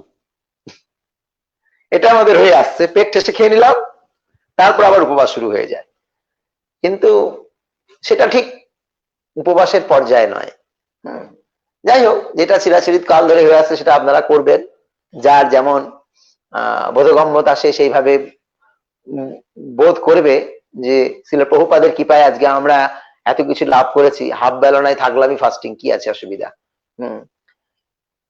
এইভাবে বলা হচ্ছে এক তিল জল পান করেছেন, জল খাওয়া না খাওয়ার সমান। এদিকে দুর্বাসা ধ্যান যোগে জানতে পেরেছে অম্বরীশ তাকে নিমন্ত্রণ করে না ভোজন করিয়ে নিজেই খেয়ে নিয়েছে, কিছুই খায়নি, কিন্তু অম্বরীশ মনে করেছে। তখন অম্বরীশ দুর্বাসা মনে করেছে। দুর্বাসা তখন অম্বরীশ মহারাজের রাজসভায় এসে অত্যন্ত ক্রোধান্বিত হয়ে মাথার জটা থেকে, চুল থেকে জটা ছিঁড়ে একটা রাক্ষস উৎপন্ন করেছে কৃত্যা, আর তাকে আদেশ দিয়েছে এখনই অম্বরীশকে হত্যা করো। সেই কৃত্যা অম্বরীশকে যখন হত্যা করতে গিয়েছে, অম্বরীশ এমন বড় ভক্ত ছিলেন, নববিধা ভক্তির নববিধায় তিনি যাজন করতেন। সেই অম্বরীশ মহারাজের ভক্তিতে প্রসন্ন হয়ে সবসময় ভগবান নারায়ণ তার সংরক্ষণের জন্য সুদর্শন চক্রকে নিযুক্ত রাখতেন। সেই সুদর্শন চক্র তখন তাড়া করেছে, ওই প্রথমে হত্যা করেছে কৃত্যাকে, তারপর তাড়া করেছে দুর্বাসাকে। দুর্বাসা সেই সুদর্শনে তাড়া খেয়ে প্রথমে ব্রহ্মলোক, তারপরে শিবলোক, তারপরে বৈকুণ্ঠ লোকে গিয়েছে, কিন্তু কোনো জায়গাতেই সে স্থান পায়নি। কেন কেন স্থান পায়নি? না, যখন বৈকুণ্ঠ লোকে গেল তখন বিষ্ণু বলছেন যে দেখো, তুমি তো আমার কাছে অপরাধ করনি, তুমি অপরাধ করেছো কার কাছে? অম্বরীশের কাছে। তাই অম্বরীশ তোমায় যদি ক্ষমা করে তাহলে ক্ষমা। তাহলে আমরা বুঝতে পারছি, আমি যদি মনে করি হরিনাম করব, ওই ভক্তের কাছে কেন ক্ষমা চাইতে যাব? তাহলে হবে না। ভগবান বৈকুণ্ঠে যাওয়ার পরেও তাকে পাঠিয়ে দিয়েছে কোথায়? যদি অম্বরীশ ক্ষমা করে তাহলে ক্ষমা। অম্বরীশ ক্ষমা করে দিয়েছে। আসলে অম্বরীশ ক্ষমা কি? অম্বরীশ তো ক্ষমা মানে অপরাধটা নেয়নি। শুদ্ধ ভক্ত কখনো অপরাধ নেয় না, পরে আমরা পাবো। তাহলে শুদ্ধ ভক্ত যদি অপরাধ নেয় না, দুঃখ নেয় না, দুঃখ পায় না, তাহলে অপরাধ কি করে হবে সেটা পরে বাসছি। আবার এটা তো গেল ভাগবতের একটা লীলা। চৈতন্য চরিতামৃতের লীলা রয়েছে যে একজন নবদ্বীপের ব্যক্তি ছিলেন, তার নাম চাপাল গোপাল। সবাই মোটামুটি জানেন, পালা কীর্তনে শুনেছেন চাপাল গোপালের কাহিনী। এই চাপাল গোপাল তিনি ছিলেন তান্ত্রিক, কালীর ভক্ত। আর সেই সময় নবদ্বীপে শ্রীবাস ঠাকুরের প্রভাব খুব ছিল। শ্রীবাস ঠাকুরের বাড়িতে শ্রী চৈতন্য দেব প্রতিদিন সন্ধ্যাবেলায় গিয়ে উদণ্ড হরিনাম কীর্তন করতেন থাকতেন। তো এই শ্রীবাস ঠাকুরের নাম প্রতিপত্তি নবদ্বীপে ছেয়ে গিয়েছে। চাপাল গোপালের জ্বলন আরম্ভ হয়ে গেছে। সবাই আমাকে জানতো, এখন আমাকে বাদ দিয়ে শ্রীবাস দেখাচ্ছি ওই বামুনটাকে কেমন করে ফ্যাসাদে ফেলতে হয় দেখাচ্ছি। একদিন চৈতন্য মহাপ্রভু মানে নিমাই, সে শ্রীবাস ঠাকুরের বাড়িতে ঢুকে কীর্তন আরম্ভ করেছে, বাড়ির দরজা বন্ধ করে দিয়েছে। আর রাত্রিবেলা চাপাল গোপাল কি করেছে, একটা ছাগলের মুন্ডু, কাটা মুন্ডু, হ্যাঁ, এক হাঁড়ি মদ, জবা ফুল, এইসব তার বাড়ির দরজার সামনে নামিয়ে রেখে এসছে। যে ভোরবেলা যখন নবদ্বীপের হাটে বাজারে লোক যাতায়াত করবে, তারা দেখবে দিনের বেলায় শ্রীবাস হরি হরি করে, আর রাতের বেলা মদ মাংস এগুলো সব খায়, রেখে এসছে। এদিকে পরের দিন সকালবেলা চৈতন্য মহাপ্রভুর কৃপায় সেই ছাগলের মাথা, মদের হাঁড়ি এগুলো সব অদৃশ্য হয়ে সেগুলো সব ফুলে পরিণত হয়ে গিয়েছে। শ্রীবাস ঠাকুর এই ঘটনার কিছুই জানে না, কিছুই জানে না যে চাপাল গোপাল কি করেছে না করেছে। চাপাল গোপালের মনের মধ্যে যে দুরভিসন্ধি আছে শ্রীবাস ঠাকুর তাও জানে না। কিন্তু চাপাল গোপালের হয়ে গেল কুষ্ঠ, গলিত কুষ্ঠ, গা থেকে মাংস খুশে খুশে পড়ছে, পোকা হয়ে যাচ্ছে। এমত অবস্থায় চাপাল গোপাল যন্ত্রণায় থাকতে না পেরে গঙ্গার তীরে গেল। গঙ্গার তীরে গিয়ে বসছে যে মহাপ্রভু স্নান করতে আসবে, মহাপ্রভুর চরণ দুটো চেপে ধরে বলবো আমায় ক্ষমা করে দাও। মহাপ্রভু যখন ভক্তদের মুখে শুনলেন চাপাল গোপাল ওখানে বসে মহাপ্রভুর জন্য অপেক্ষা করছে, মহাপ্রভু ওই ঘাটেই গেলেন না, অন্যদিকে চলে গেছে, অন্য ঘাটে চান করতে গেছে। মহাপ্রভু দেখি পা করবে না। চাপাল গোপাল যন্ত্রণা সহ্য করতে না পেরে গঙ্গায় ঝাঁপ দিতে গেল। দৈববাণী হলো যে বৈষ্ণব চরণ অপরাধী তার আমার কোলে স্থান নেই। এই অবস্থায় ভক্তরা মহাপ্রভুকে বললেন, মহাপ্রভু চাপালের কষ্ট আর দেখা যায় না, সে আপনার কাছে ভিক্ষা চাইছে, আপনি তাকে কৃপা করুন। আপনি তো পতিত পাবন, পরম দয়াল, আপনি যদি পতিতকে উদ্ধার না করেন তাহলে কেমন করে আপনার পতিত পাবন নামটি সার্থক হবে? দয়া করুন। মহাপ্রভু সেই উত্তরে বললেন, যদি কাঁটা পায়ে ফোটে সেই কাঁটা কি আর গলা দিয়ে বেরোয়? পায়ের কাঁটা পা দিয়েই বেরোবে। অর্থাৎ যার চরণে অপরাধ তার চরণে গিয়ে ক্ষমা চাইলে সে যদি ক্ষমা করে তাহলে ক্ষমা হবে। আমার কাছে তো অপরাধ করেনি, অপরাধ তো করেছে শ্রীবাস ঠাকুরকে। কি অপরাধ? মানসিক অপরাধ। মনে মনে শ্রীবাস ঠাকুরের অনিষ্ট করার চেষ্টা করেছে, তার ফল। এই দুর্বাসা মুনিটা কি ছিল? কায়িক অপরাধ, অর্থাৎ সে অম্বরীশ মহারাজকে হত্যা করার প্রয়াস করেছিল, কায়িক অপরাধ। আর চাপাল কায়িক বাচিক দুটোই, সে মুখেও অনেক নিন্দামন্দ করেছে, অপমান করেছে। আর এর অপরাধটা কি? চাপাল গোপালের অপরাধটা মানসিক অপরাধ। মনে মনে চিন্তা করেছে কি করে শ্রীবাস ঠাকুরকে অপমান করা যায়, লোক সমাজে খাটো করা যায়, তার চেষ্টা করেছে। তো এই মানসিক অপরাধের কারণে শ্রীবাস ঠাকুর না জানলেও চাপাল গোপালের বৈষ্ণব অপরাধে হয়েছে, আর সেই অপরাধে সে দগ্ধীভূত। এই কথা যখন শ্রীবাস জানতে পারলেন যে শ্রীবাস ঠাকুরের চরণে অপরাধে তার এই ফল, এই দুর্গতি, তখন সে শ্রীবাস ঠাকুরের কাছে গিয়ে প্রার্থনা করতে গিয়েছেন। শ্রীবাস ঠাকুর তো কিছুই জানে না। শ্রীবাস ঠাকুর তাকে আলিঙ্গন করলেন। যেই মুহূর্তে আলিঙ্গন, সেই মুহূর্তে তার শরীরের সমস্ত কুষ্ঠ ব্যাধি নির্মূল হয়ে গেল, সেই মুহূর্তে। এখান থেকে সিদ্ধান্ত কি? যে যেখানে অপরাধ সেখানেই ক্ষমা চাইতে হবে। এমন দেখা গেল তিনি হয়তো এই জগতে নেই, অথবা তিনি ক্ষমা করছেন না, সেই অবস্থায় আমি নামের আশ্রয় নেব, ঠিক আছে, কিন্তু সুযোগ থাকলে তার কাছে গিয়েই আশ্রয় নিতে হবে। এখন বলা হচ্ছে যে কোন সময় দেখা যায় মহাভাগবতদের প্রতি গুরুতর অপরাধ করলেও মহানুভবতার ধরুন তিনি ক্রধান্বিত হন না। তবুও অপরাধী সেই ভক্তের চরণে প্রণাম আদি করে নিজেকে শুদ্ধ করার জন্য সেই ভক্তের আনন্দ বিধানের উপায় অবলম্বন করেন। যদিও বৈষ্ণব সেই অপরাধ মার্জন করে দেন, কিন্তু তার চরণ রেণু সেই অপরাধ সহ্য করে না।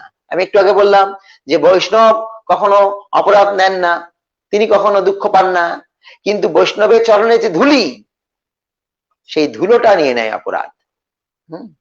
সে আবার কি প্রভু, চরণের ধুলি আবার ব্যক্তি নাকি? বৈষ্ণবের চরণের ধুলি খুব শক্তিশালী। বলা হয়েছে আমরা যে ভজন সাধনে শক্তি পাবো, বল পাবো, সেই ভজন সাধনের বলের তিনটে হচ্ছে উপায়: ভক্তাভুক্ত বৈশিষ্ট্য, ভক্ত পদ জল, ভক্ত পদ রেণু, তিন ভজনের বল। ভক্তের উচ্ছিষ্ট, শুদ্ধ ভক্তের উচ্ছিষ্ট, শুদ্ধ ভক্তের চরণ ধোয়া জল, আর শুদ্ধ ভক্তের চরণের ধুলি, এই তিনটে হচ্ছে ভজন সাধনের শক্তি যোগায়। তার মানে বুঝতে পারছেন যে চরণ ধুলির কত শক্তি। যখন আমরা কোনো বৈষ্ণবকে বাড়িতে আমন্ত্রণ করি, আমরা কি বলি? প্রভু আসবেন, এরম বলি না। আমাদের বৈষ্ণবীয় ভাষাটা হচ্ছে, প্রভু আমার বাড়িতে একদিন চরণ ধুলি দেবেন। আমরা এরম বলি না যে প্রভু আমার বাড়িতে একদিন চরণ ধুলি দেবেন? হ্যাঁ, আমরা অনেক সময় কৌতূহল করে বলি, কৌতুক করে বলি, ঠিক আছে চরণ ধুলি কাপড়ে বেঁধে নিয়ে চলে যান, এরম বলি আমরা। কিন্তু বৈষ্ণবদের একে অপরকে নিমন্ত্রণ করার নিয়মটা হচ্ছে এইরকম বলা যে কৃপাপূর্বক আমার গৃহে একবার চরণ ধুলি দেবেন। অর্থাৎ বৈষ্ণবের চরণ ধুলি জগৎকে পবিত্র করে। বৃন্দাবনে আপনি যদি যান, বৃন্দাবনে এক একটা জায়গায় এক একটা মাহাত্ম্য আছে। যেমন পুরীতে যদি যান, তাহলে পুরীতে গিয়ে অবশ্যই আপনাকে জগন্নাথের মহাপ্রসাদ গ্রহণ করতে হবে, আনন্দবাজারে বসে করতেই হবে। কেন? জগন্নাথ পুরীতে প্রসাদের মাহাত্ম্য। যদি আপনি দ্বারকায় যান, তাহলে অবশ্যই আপনাকে দান করতে হবে, কারণ দ্বারকায় ভেট লাগিয়েছিল কে? সুদামা ভেট নিয়ে গিয়েছিল, দান করেছিল। দ্বারকায় দানের মাহাত্ম্য।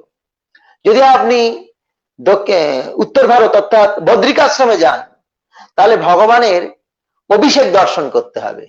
দ্বারকায় কি বলে, বদ্রিকাশ্রমে ভগবানের স্নানের মাহাত্ম্য। যদি নবদ্বীপে যান, আপনাকে অবশ্যই ভগবানের নাম সংকীর্তন, উদণ্ড নৃত্য করতে হবে। মহাপ্রভুর এটাই আন্দোলন, নাচো গাওয়া ভক্ত সঙ্গে করো সংকীর্তন।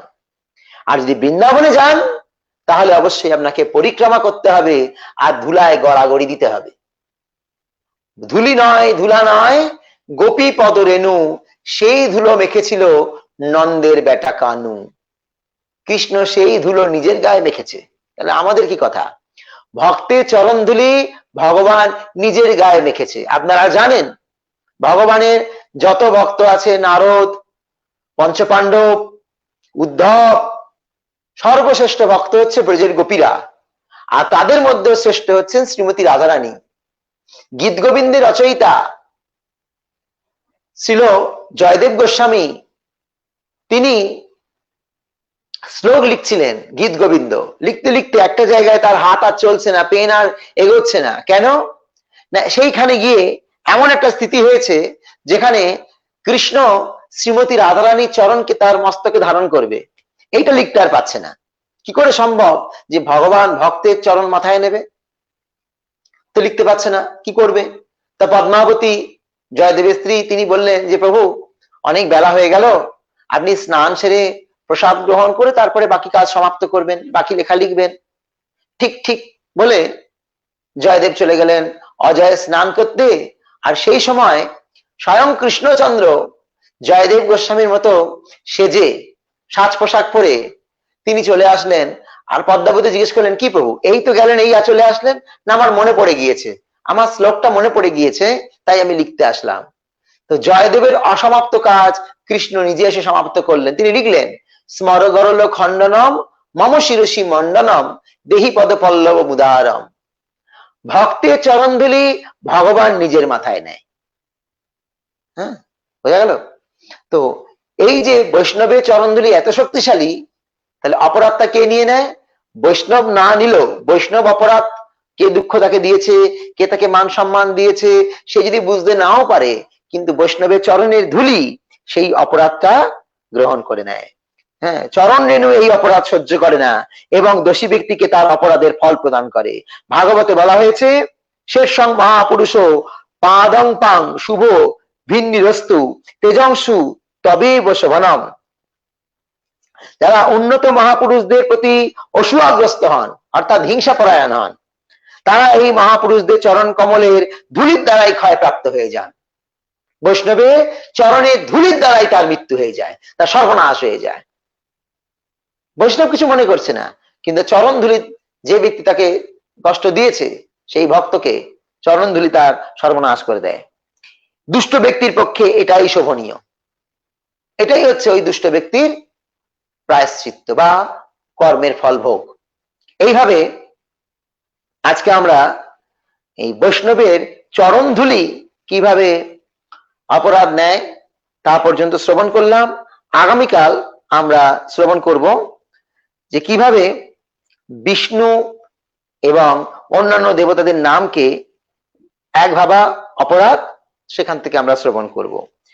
বৈষ্ণব পরম দয়ালু, এত কিছুর পরেও বৈষ্ণব অযাচিত ভাবেও কাউকে কৃপা করতে পারে।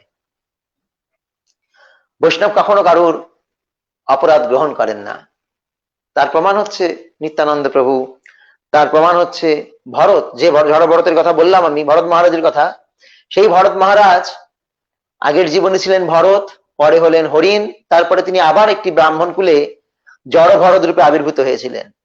তিনি একবার একটা জঙ্গলের মধ্যে বসেছিলেন, আর সেই জঙ্গলের সামনে দিয়ে একজন রাজা, তিনিও একজন ভাগবত, মহাভাগবত ভক্ত, তিনি যাচ্ছিলেন অন্যত্র ভাগবত শ্রবণ করতে।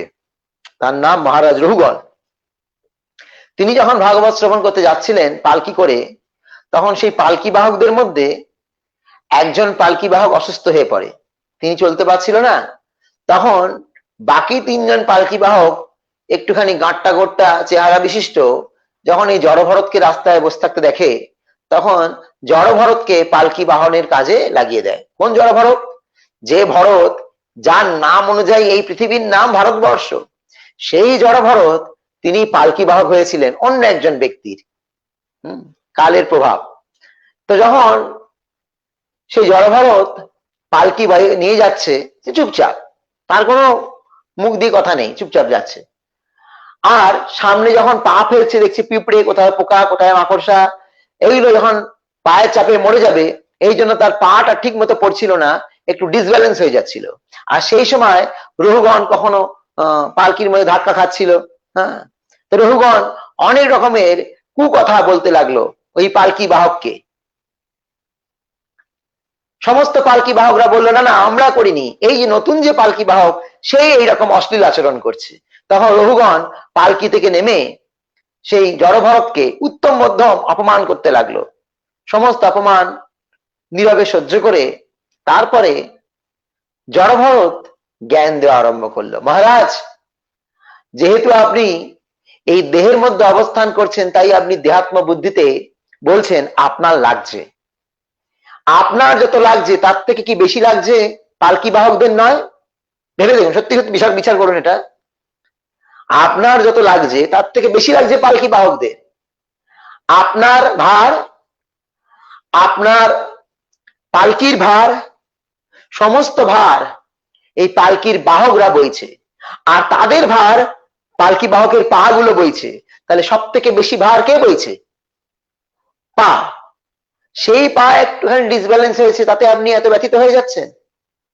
আপনার তো কোনো কষ্টই হচ্ছে না। অনেক কথা, অনেক ভাগবতে অনেক বড় শিক্ষা রয়েছে জড়ভরতা রহুগণের বার্তালাপ, কথোপকথন। তো সেই রহুগণ পরে বুঝতে পারলো যে এই জড়ভরত কোন সাধারণ ব্যক্তি নন, তিনি একজন মহাভাগবত ব্যক্তি, ভাগবত। তার চরণে যখন ক্ষমা ভিক্ষা চাইলো, তখন জড়ভরত তাকে ক্ষমা করে দিলেন, মহান কৃপা করলেন। এইভাবে বৈষ্ণব কখনো মনের মধ্যে ক্রোধ রাগ পুষে রাখে না। বৈষ্ণব পরম দয়ালু।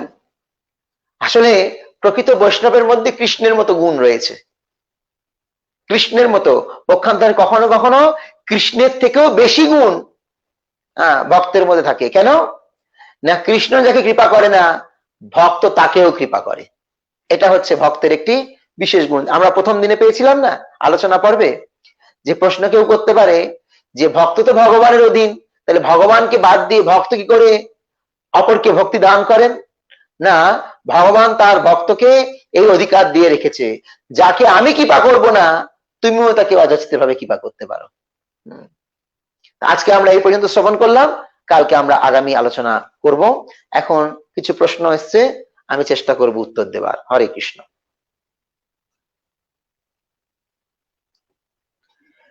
কৃষ্ণ করুণা, করুণালয় দাস, খুব সুন্দর নাম। কৃষ্ণের করুণা আলয় নিবাস। প্রশ্ন করেছেন, আমার কোশ্চেন হলো, প্রভু, জীবের যদি 100% অনর্থ নিবৃত্তি না হয়, তাহলে কি সেই জীব ভগবত ধাম যাওয়ার যোগ্যতা অর্জন করেন? যদি কি এই অনর্থ থাকে, তাহলে অল্প অনর্থ থাকে, তাহলে কৃষ্ণ কি কনসিডার করবেন? না, যতক্ষণ না পুরোপুরি পিউরিফাইড হব, আপনি 100% দিয়ে দিয়েছেন, পুরোপুরি পিউরিফাইড হব, ততক্ষণ গোলকে চান্স নেই। বৈকুণ্ঠ হয়তো হলেও হতে পারে, কিন্তু গোলকে চান্স নেই। তাই গোলকে চান্স কে লাভ করতে পারে? প্রেমিক ভক্ত।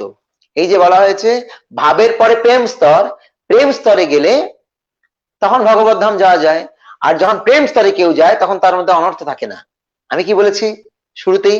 আপনি হয়তো আলোচনার মাঝে এসছেন, প্রথমেই বলা হয়েছে যে এই শ্রদ্ধা, সাধুসঙ্গ, ভজন ক্রিয়া, অনর্থ নিবৃত্তি, নিষ্ঠা, রুচি, আসক্তি, ভাব, এই অনর্থটা ভাব পর্যন্ত থাকে, কিন্তু প্রেম স্তরে গিয়ে পৌঁছে গেলে তখন তার মধ্যে অনর্থ থাকে না। যখন অনর্থ থাকে না, তখন সে ভগবানের কাছে যাবে, তাই নয় কি? সুতরাং 100% পিউরিফাইড না হলে কৃষ্ণ তাকে নেয় না। যেমন একটা বলা যেতে পারে 24 ক্যারেট গোল্ড ঠাপ্পা লাগানো হয়, হ্যাঁ, সিল লাগানো হয়, কখন? 100% হয়। এটা ঠিক তেমনি কৃষ্ণ তাকেই গ্রহণ করবেন যিনি 100% পিওর, অর্থাৎ তার মধ্যে অনর্থ থাকবে না। মালদা থেকে কৃষ্ণ করুণাময় প্রভু প্রশ্ন করেছেন, আপনাকে অনেক ধন্যবাদ। বিক্রম প্রশ্ন করছেন, আমি রানীগঞ্জ থেকে বলছি, ভক্তদের কি হাত দেখিয়ে পাথর বা রিংস নেওয়া উচিত? খুব সুন্দর প্রশ্ন। যদি সে শুদ্ধ ভক্তি এখনো না অনুশীলন করছে, তখন তার ওই পাথর বা জড়িবুটি এগুলো কাজ করবে। কিন্তু যখন সে শুদ্ধ ভক্তি অনুশীলন করছে, তখন তার আর এই জড়িবুটি বা পাথরের কোনো প্রয়োজন নেই। আর একটা জিনিস বুঝতে হবে যে বর্তমানে সেরকম পাথর আর জড়িবুটি দেওয়ার লোকও নেই, ঠকাচ্ছে আমাদেরকে। সুতরাং আমার মনে হয়, এটা যদি আমার ব্যক্তিগত ওপিনিয়ন, আমার মনে হয় যে আপনি শুদ্ধ কৃষ্ণ ভক্তি করুন, ভালো করে 16 মালা জপ করুন, আপনার পাথরের প্রয়োজন হবে না। পাথর বা কবচ এগুলো পড়ছি, তার মানে কৃষ্ণের প্রতি পুরোপুরি বিশ্বাস নেই। যদি কৃষ্ণের প্রতি পুরোপুরি বিশ্বাস থাকে, এগুলোর প্রয়োজন নেই। কৃষ্ণ আপনাকে পূর্ণরূপে রক্ষা করবেন, পূর্ণরূপে যদি বিশ্বাস থাকে। শঙ্কর বাইন প্রভুজি প্রশ্ন করলেন, আমার ঘরে গোপাল আছে প্রভু, তাকে কিভাবে সেবা করব, কৃপা করে বলবেন। এক কথায় উত্তর, আত্মবৎ। আমি জানি না আপনার সন্তান আছে কিনা, যেভাবে আপনি আপনার সন্তানকে সেবা করেন, ভালোবাসেন, তেমন ভাবে গোপালকে সেবা করতে হবে।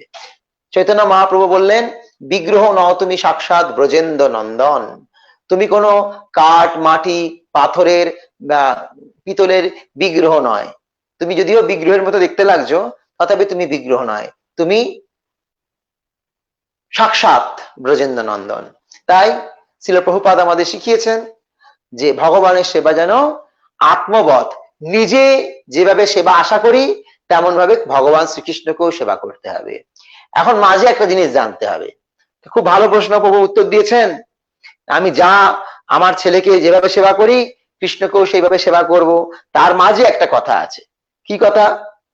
না, আপনার ছেলে যা পছন্দ করে সেটাই নিশ্চয়ই আপনি ছেলেকে দেন, তাই নয় কি? তাহলে আমাদেরকে বুঝতে হবে যে কৃষ্ণ যা পছন্দ করে সেটা কৃষ্ণকে দিতে হবে। প্রভু, আমি তো আমার ছেলেকে মাছ দিই, তাহলে কৃষ্ণকেও মাছ ভোগ লাগানো যাবে না। কৃষ্ণ যা চায় তাই কৃষ্ণকে দিতে হবে। এটাই হচ্ছে কৃষ্ণের প্রতি ভালোবাসা। আমি যাকে ভালোবাসি তার পছন্দটা আমার পছন্দ হওয়া উচিত। আমার পছন্দটা তার ঘাড়ে চাপিয়ে দেবো, এটা ভালোবাসা বলে না। হরে কৃষ্ণ। আর একটি প্রশ্ন করেছে বিক্রম, ভগবান কৃষ্ণের 6টা কোয়ালিটি আছে, তো ভগবান অন্য কোনো অবতারের মধ্যে কি আছে ওই 6টা কোয়ালিটি? আছে, তারতম্য আছে, কিন্তু কৃষ্ণের মধ্যে পূর্ণ মাত্রায় রয়েছে।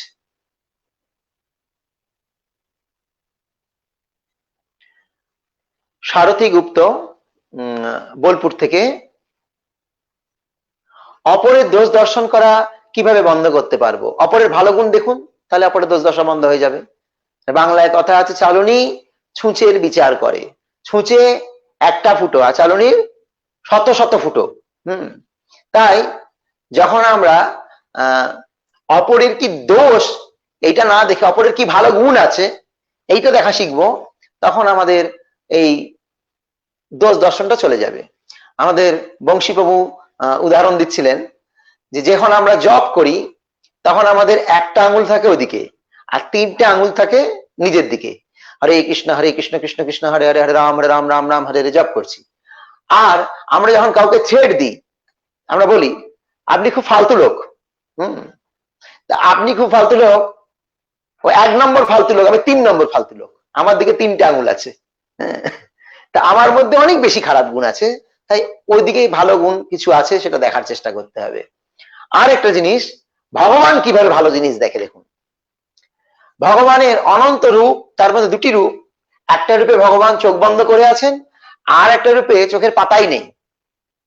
কোন 2টো রূপ? জগন্নাথ, জগন্নাথ রূপে জগন্নাথের চোখের পাতাই নেই, বড় বড় তাকিয়ে আছে। আর রঙ্গনাথজি, শ্রীরঙ্গমে আছে রঙ্গনাথজি, তিনি চোখ দুটোকে বন্ধ করে আছে। তার মানে কি? ভগবান তার ভক্ত যদি কোনো একটু ভালো কাজ করেছে, ভগবান বড় বড় চোখ করে দেখে, বাহ কত সেবা করেছে আমার জন্য, কত সেবা। আর ভগবানের ভক্ত যদি কোনো ছোটখাটো ভুল করে ফেলে, ভগবান চোখ বন্ধ করে থাকে, আমি দেখেই নি, ফালতু, বাদ দাও। এই হচ্ছে ভগবানের ভাব। সেই ভাবটা আমাদের মধ্যে আনা উচিত। ছোটখাটো কোনো ভুল, অনেক সময় দেখা যায় যে আমরা ভক্ত যারা, তারা যদি কোনো ব্যক্তির মধ্যে ভুল দেখি, তাকে আমরা বাদ দেওয়ার চেষ্টা করে তাকে কষ্ট দিই না বা তাকে শাসন করি না, তার ভুলগুলোকে ধরিয়ে দিয়ে তাকে কাছে টেনে রাখার চেষ্টা করি, যাতে হারিয়ে না যায়। আর জড় জগতে কি হয়, যদি কেউ দোষ করে, এমন তার সাথে আচরণ করে, ঘাড় ধাক্কা দিয়ে বের করে দেয়। চিন্ময় জগৎ তো এরকম নয়। যদি কারোর মধ্যে কিছু দোষ থাকে, আপনার সদ্গুণ দিয়ে তাকে সংশোধন করার চেষ্টা করুন, ভালোবাসা দিয়ে সংশোধন করার চেষ্টা করুন। তার দোষকে অপরের কাছে ঢাক পিটিয়ে বলে লাভ নেই। হরে কৃষ্ণ। টুকটুকি মুখার্জি, আচ্ছা প্রভু, বেশি মুখে বেশি, ও বেশি না, বাসি, বাসি মুখে বাসি কাপড়ে কি হরে কৃষ্ণ মহামন্ত্র উচ্চারণ করা যায়, মালা জপ করা যায়? হ্যাঁ, করা যায়। নাম না মানে শিক্ষাষ্টকমের 2য় শ্লোক, নাম নামকারী বহুধা নিজ সর্বশক্তি তত্তার পিতা নিয়মিত স্মরণে ন কাল এতাদৃশী তব কৃপা ভগবান মমাপি দুর্দৈব মিদৃশ মিহাজনী নানুরাগ। যে কোনো অবস্থায় আপনি জপ করতে পারেন। অনেক লোক করোনার পেশেন্ট, ঠান্ডায় চান করতে পারছে না, শরীর খুব খারাপ, 2 দিন 3 দিন স্নান করতে পারেনি, তাহলে কি 2-3 দিন জপ করবে না? জপ প্রতিদিন করবে। আর যে অবস্থায় আছে সেই অবস্থা থেকে করবে, ওতে কোনো আপত্তি নেই। পতিত পাবন দাস, কোথা থেকে বলছেন পতিত পাবন প্রভু?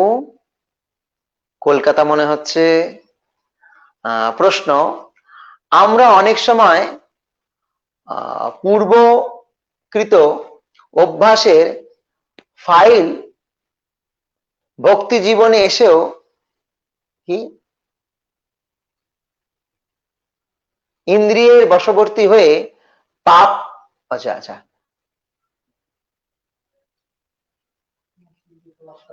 এটা ফলে হতো, আচ্ছা আমি ফাইল বলছি। আমরা অনেক সময় পূর্বকৃত অভ্যাসের ফলে ভক্তি জীবনে এসে ইন্দ্রিয় বশবর্তী হয়ে পাপ কর্ম কাজ করে ফেলি। এরূপ বারবার হলে ভক্তদের কি গতি হতে পারে, আর কি উপায়ে সেই পাপ থেকে মুক্তি হব? তো ভক্তি জীবনে চলে আসার পর পাপ করাটাকে অপরাধ বলা হয়, সেটা আর পাপ রইল না। কেন, আমি জানি এই পাপটা করলে অপরাধ। যেমন জড় উদাহরণ দেওয়া যেতে পারে, কারুর গায়ে আগুন লেগে গিয়েছে, আগুন লেগে মারা গিয়েছে, তাকে কি বলা হয়? অ্যাক্সিডেন্ট। আর কেউ নিজের গায়ে কেরোসিন তেল ঢেলে আগুন লাগিয়ে দিয়েছে, তাকে কি বলা হবে? আত্মহত্যা। দুটো এক নয়।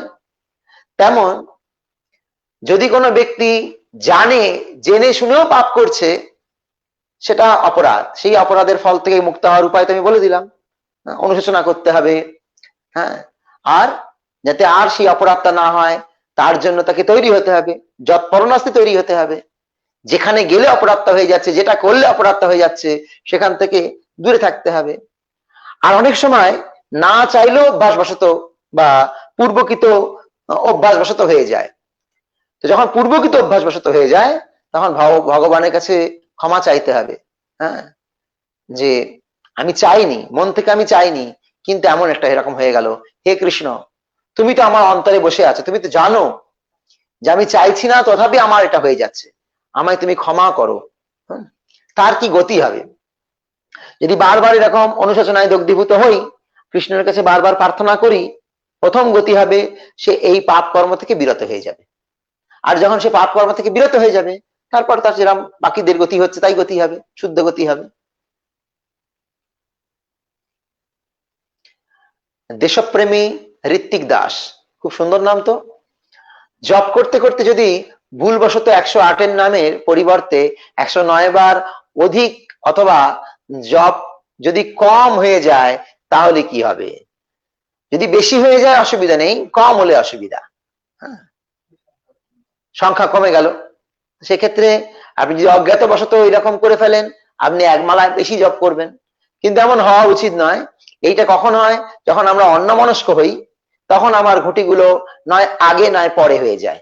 নয় আগে হয় না, হ্যাঁ, কি হয় যে কিছু ঘুঁটি আমরা স্লিপ খেয়ে খেয়ে বেরিয়ে যাই, বা কিছু মন্ত্র হয়তো হাফ বলে আবার পরের মন্ত্র আরম্ভ করে দিই। হ্যাঁ, হরে কৃষ্ণ কৃষ্ণ হরে হরে কৃষ্ণ হরে কৃষ্ণ কৃষ্ণ কৃষ্ণ হরে কৃষ্ণ হরে কৃষ্ণ কৃষ্ণ কৃষ্ণ কৃষ্ণ, মানে কিছু মন্ত্র বাদ চলে যাচ্ছে। হ্যাঁ, অন্যমনস্ক আছি না, তো সেটা তো অপরাধ, অবশ্যই অপরাধ। সেই জন্য আপনাকে মন দিয়ে জপ করতে হবে। আর যদি আপনার মনের মধ্যে সন্দেহ থাকে যে আমার কয়েকটা ঘুঁটি বাদ চলে গেছে, আপনি যতবার জপ করছেন প্রতিজ্ঞাবদ্ধ তার থেকে আরো একবার বেশি জপ করুন, একটা রাউন্ড বেশি জপ করুন। পতিত পাবন দাস আবার তিনি প্রশ্ন করেছেন যে কেউ যদি পাপ আচরণ করেন কিন্তু তার ভাব থেকে থাকে যে নাম বলে সেসব মুক্ত হব, তাহলে সে কি নাম বলে পাপ অপরাধ হচ্ছে? হ্যাঁ, এটাই তো বলা হয়েছে আজকে, অনর্থ এটাই, এর থেকেই অনর্থ তৈরি হচ্ছে যে আমি নামও করছি আর পাপও করছি, ভাবছি আমি নাম করে পাপ থেকে মুক্ত হয়ে যাব, সেটা বিশাল বড় অপরাধ, ওই অপরাধ থেকে মুক্ত হয় না। যেমন কোন ব্যক্তি জ্বর হয়েছে, ডাক্তার তাকে বললো যে জ্বরের জন্য যে সমস্ত ঔষধ সেগুলো খাও, প্যারাসিটামল খাও, ঠান্ডা লাগিও না। সে প্যারাসিটামল খেলো, প্যারাসিটামল 600 খেলো, কয়েক মুহূর্ত বাজে তার ঘাম দিয়ে জ্বর আরম্ভ হয়ে গেল, এই জ্বর ছেড়ে গেল। আর যখন ঘাম দিচ্ছে সে তখন এসিটা চালিয়ে দিল, আর ডিপ ফ্রিজ থেকে ঠান্ডা জল খেয়ে নিল, খুলে খেয়ে নিল। তাহলে কি হবে? জ্বর তো ভালো হবেই না, কি হবে? নিউমোনিয়া হয়ে যাবে।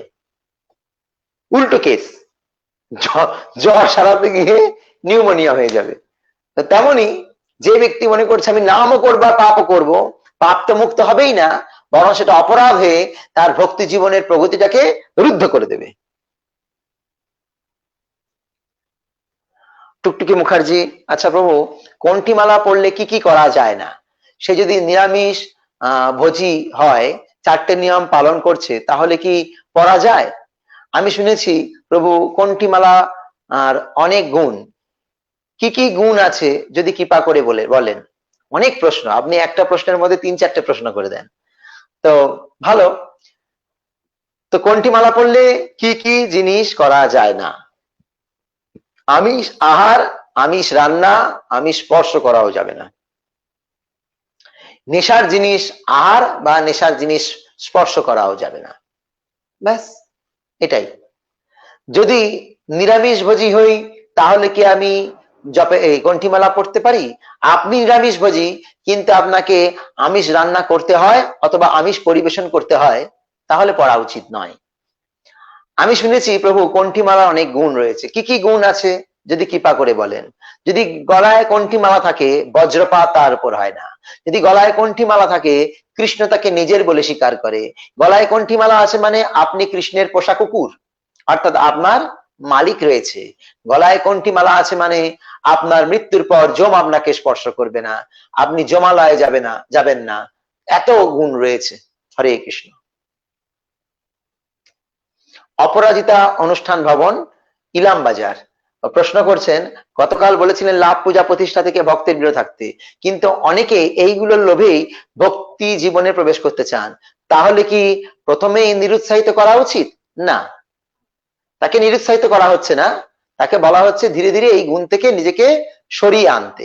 হ্যাঁ, ধরুন কোন একটা বাচ্চা সে ছোটবেলায় পড়তে চায় না, কিন্তু তার বাবা মা তাকে কি বলে, বাবু না পড়লে ফেল করবে, না পড়লে তোমায় কেউ বাড়ির লোক ভালোবাসবে না, তোমার বন্ধুরা উঁচু ক্লাসে উঠে যাবে আর তুমি নিচু ক্লাসে পড়ে থাকবে, তোমার দাদা তোমার বোন সবাই তোমাকে নিন্দা করবে, তুমি ভালো চাকরি পারবে না। তার মানে তাকে নিরুৎসাহিত করা নয়, তাকে বোঝানো তুমি যদি না পড়ো তাহলে তোমার এই অধঃপতন হবে। সেই সাথে সাথে তাকে পড়ার জন্য কিছু লোভ দেওয়া, কি লোভ? তুমি যদি পড়ো, তুমি যদি ভালো নাম্বার পাও, তোমাকে একটা খেলনা কিনে দেবো। তখন সে খেলনার প্রতি উৎসাহিত হয়ে পড়ে। তার মানে তাকে একই সাথে দুটো জিনিসই করা হচ্ছে, তাকে অনুপ্রেরণা দেওয়া হচ্ছে, আবার সেই সাথে সাথে এইগুলো যে তার ভুল সেটাও ধরিয়ে দেওয়া হচ্ছে। যদি আমরা ভুলটা ধরিয়ে না দিই তাহলে তো ভুল পথেই দিন দিন চলতে থাকবো। সেই জন্য কখনো মনে করা উচিত নয় শাস্ত্র আমাদেরকে নিরুৎসাহিত করছে, আমার দ্বারা হবে না, আমাকে বাতিল হয়ে যেতে বলছে, চলে যেতে বলছে, তা বলছে না। যদি আমরা এই শুদ্ধ পথ অবলম্বন না করি কি দুর্গতি হতে পারে সেইটা বোঝানো হচ্ছে। আবার সেই সাথে সাথে এটাও বলা হচ্ছে নেহা বিক্রম মনসস্তি প্রত্যাভান বিদ্যতে স্বল্পীমপস্য ধর্ম সত্যায়তে মহতভায়াত, ভক্তি যোগের অনুশীলন কখনো ব্যর্থ হয় না, অল্প করলেও সংসার রূপ মহাভয় থেকে পরিত্রাণ করে। তার মানে উৎসাহ দেওয়া হচ্ছে অল্প অল্প করে করো, অসুবিধা নেই। বোঝা গেল? সুদীপ দাস প্রশ্ন করছেন, প্রভু আমরা জানি শ্রীকৃষ্ণের আর এক নাম বাসুদেব, তো বাসুদেব কথার অর্থ কি, যদি কৃপা করে বলেন। বাসুদেব শব্দের দুটি অর্থ, বসুদেবের পুত্র কৃষ্ণ তাই তার নাম বাসুদেব, আর বাসুদেব শব্দের আরেকটি অর্থ হচ্ছে যিনি নিত্য সত্যে অবস্থান করেন, শুদ্ধ সত্য। আমরা তিনটি গুণ জানি, তমগুণ, রজগুণ আর সত্যগুণ। এই তিনটি গুণের ঊর্ধ্বে আর একটা গুণ আছে, তাকে বলা হয় শুদ্ধ সত্য। এই যে আমরা ভক্ত হয়েছি, আমরা তিনটে গুণের মিশ্র অবস্থায় আছি, এই জন্য আমাদেরকে বলা হয় মিশ্র সত্যগুণে। যদিও আমাদের সত্যগুণে থাকার কথা, সাধু মানে সত্যগুণে থাকবে, ভক্ত মানে সবসময় সত্যগুণে থাকবে, কিন্তু আমরা কেমন সত্যগুণে আছি? মিশ্র সত্যগুণে, অর্থাৎ আমাদের মধ্যে মাঝে মাঝে তমগুণ এবং রজগুণের প্রভাবও দেখা যায়। কিন্তু শুদ্ধ ভক্ত বসুদেবের মতো যারা ব্যক্তি, তাদের মধ্যে কখনো, যুধিষ্ঠির মহারাজের মতো ব্যক্তি, তাদের মধ্যে কখনো তমগুণ এবং রজগুণ আসে না। সর্ব অবস্থায় তারা শুদ্ধ, নিত্য শুদ্ধ গুণে অবস্থান করেন। সেই স্থিতিটাকে, সেই স্তরটাকে বলা হয় ব্রাহ্মীভূত স্তর বা বসুদেব স্তর। সেই বসুদেবের হৃদয়ে আবির্ভূত হয়েছিলেন, তাই তার নাম বাসুদেব। বিক্রম প্রশ্ন করছেন, প্রভু যদি অন্য রিলিজিয়ানের মানুষ কি